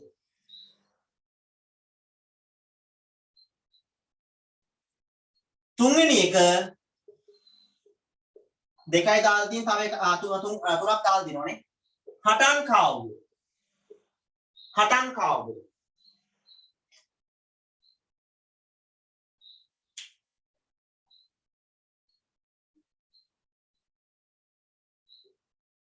උදාහරණ දාගෙන හිටියක් දාලා සීතාවක සටන. සීතාවක සටන, කොන්ස්ටන්ටි නූ සටන. කොන්ස්ටන්ටිනු සටන, තව එකක් දාගන්න ඉංග්‍රීසි සටන.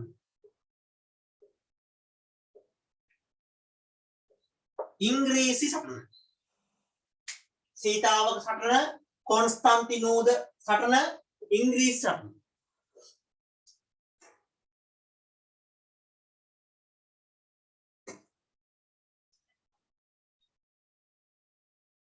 හරි. අවසාන වශයෙන් කියනවා පුතේ අනුරාධපුර රාජ සමයේ සිට කෝට්ටේ රාජ සමය දක්වා රචනාවේ ඇති බොහෝමයක් ග්‍රන්ථ ආගමික මුහුණුවරින් තමයි රචනා වෙලා තියෙන්නේ. අනුරාධපුරේ ඉඳලා කෝට්ටේ යුගයේ දක්වාම රචනා වෙච්ච ග්‍රන්ථ ආගමික මුහුණුවරින් තමයි රචනා වෙලා තියෙන්නේ. පුතේ ලබන සතියේදී අපිට කතා කරන්න තියෙනවා පැරණි යුගයන්හිදී ඒ යුගයන් වලට අදාළව බිහිවෙච්ච කෘතීන් පිළිබඳව. අනුරාධපුර යුගයේ බිහිවෙච්ච කෘති, කොණ්ඩර යුගයේ බිහිවෙච්ච කෘති, දඹදෙන යුගයේ බිහිවෙච්ච කෘති යන ආදී වශයෙන් යුගයන් වලට අදාළව බිහිවෙච්ච කෘති පිළිබඳව වගු ආශ්‍රයෙන් කතා කරන්න තියෙනවා. මෙතන අඳින්න තියෙන්නේ වගුවක්. ඒ නිසා ලබන සතියේ පන්තිට නකොට අඩුවලක් අරගෙන එන්න. මොකද වගුවක් ඇඳලා chart එකක මම කෘතිය සහ ඒ වගේම යුගය සහ යුගයට අදාළ කෘතීන් ටික ලියවනවා. ඒ වගේ මේවා පාඩම් කරගන්න ඕන. ඉදිරියේදී කියන්නම් කොහොමද ළමයින්ගෙන් ඔන්ලයින් ක්ලාස් එක කියලා නෑ පුතේ. මේක ෆිසිකල් වගේම තමයි. ඔන්ලයින් ක්ලාස් එක කියලා නෑ. මම ළමයින්ගේ මයික් ඔන් කරවලා මේවා කටපාඩම් ගන්නවා, කැමරා ඔන් කරවලා ලොකු වැඩ පිළිවෙලක් තියෙනවා මගෙත් එක්ක මේ වැඩ වැඩ ටික කරගෙන යනකොට වැඩ කරන්න කැමති කෙනා මගෙත් එක්ක ඉඳේවි. වල බහින්න කැමති කෙනා එහෙම නැත්නම් අර අපත ගන්න කැමති කෙනා වෙන පන්තියක් වගේ නාවෙ. ඉතින් මේක ඔන්ලයින් එක කියලා සිල්ලට දාලා බෑ. හරියට වැඩ ටික කරන්න ඕනේ. පැහැදිලිනේ? හරි. සමස්තයක් වශයෙන් අද මේ දක්වා කරපු පාඩම් ටික තේරුණා යතුස?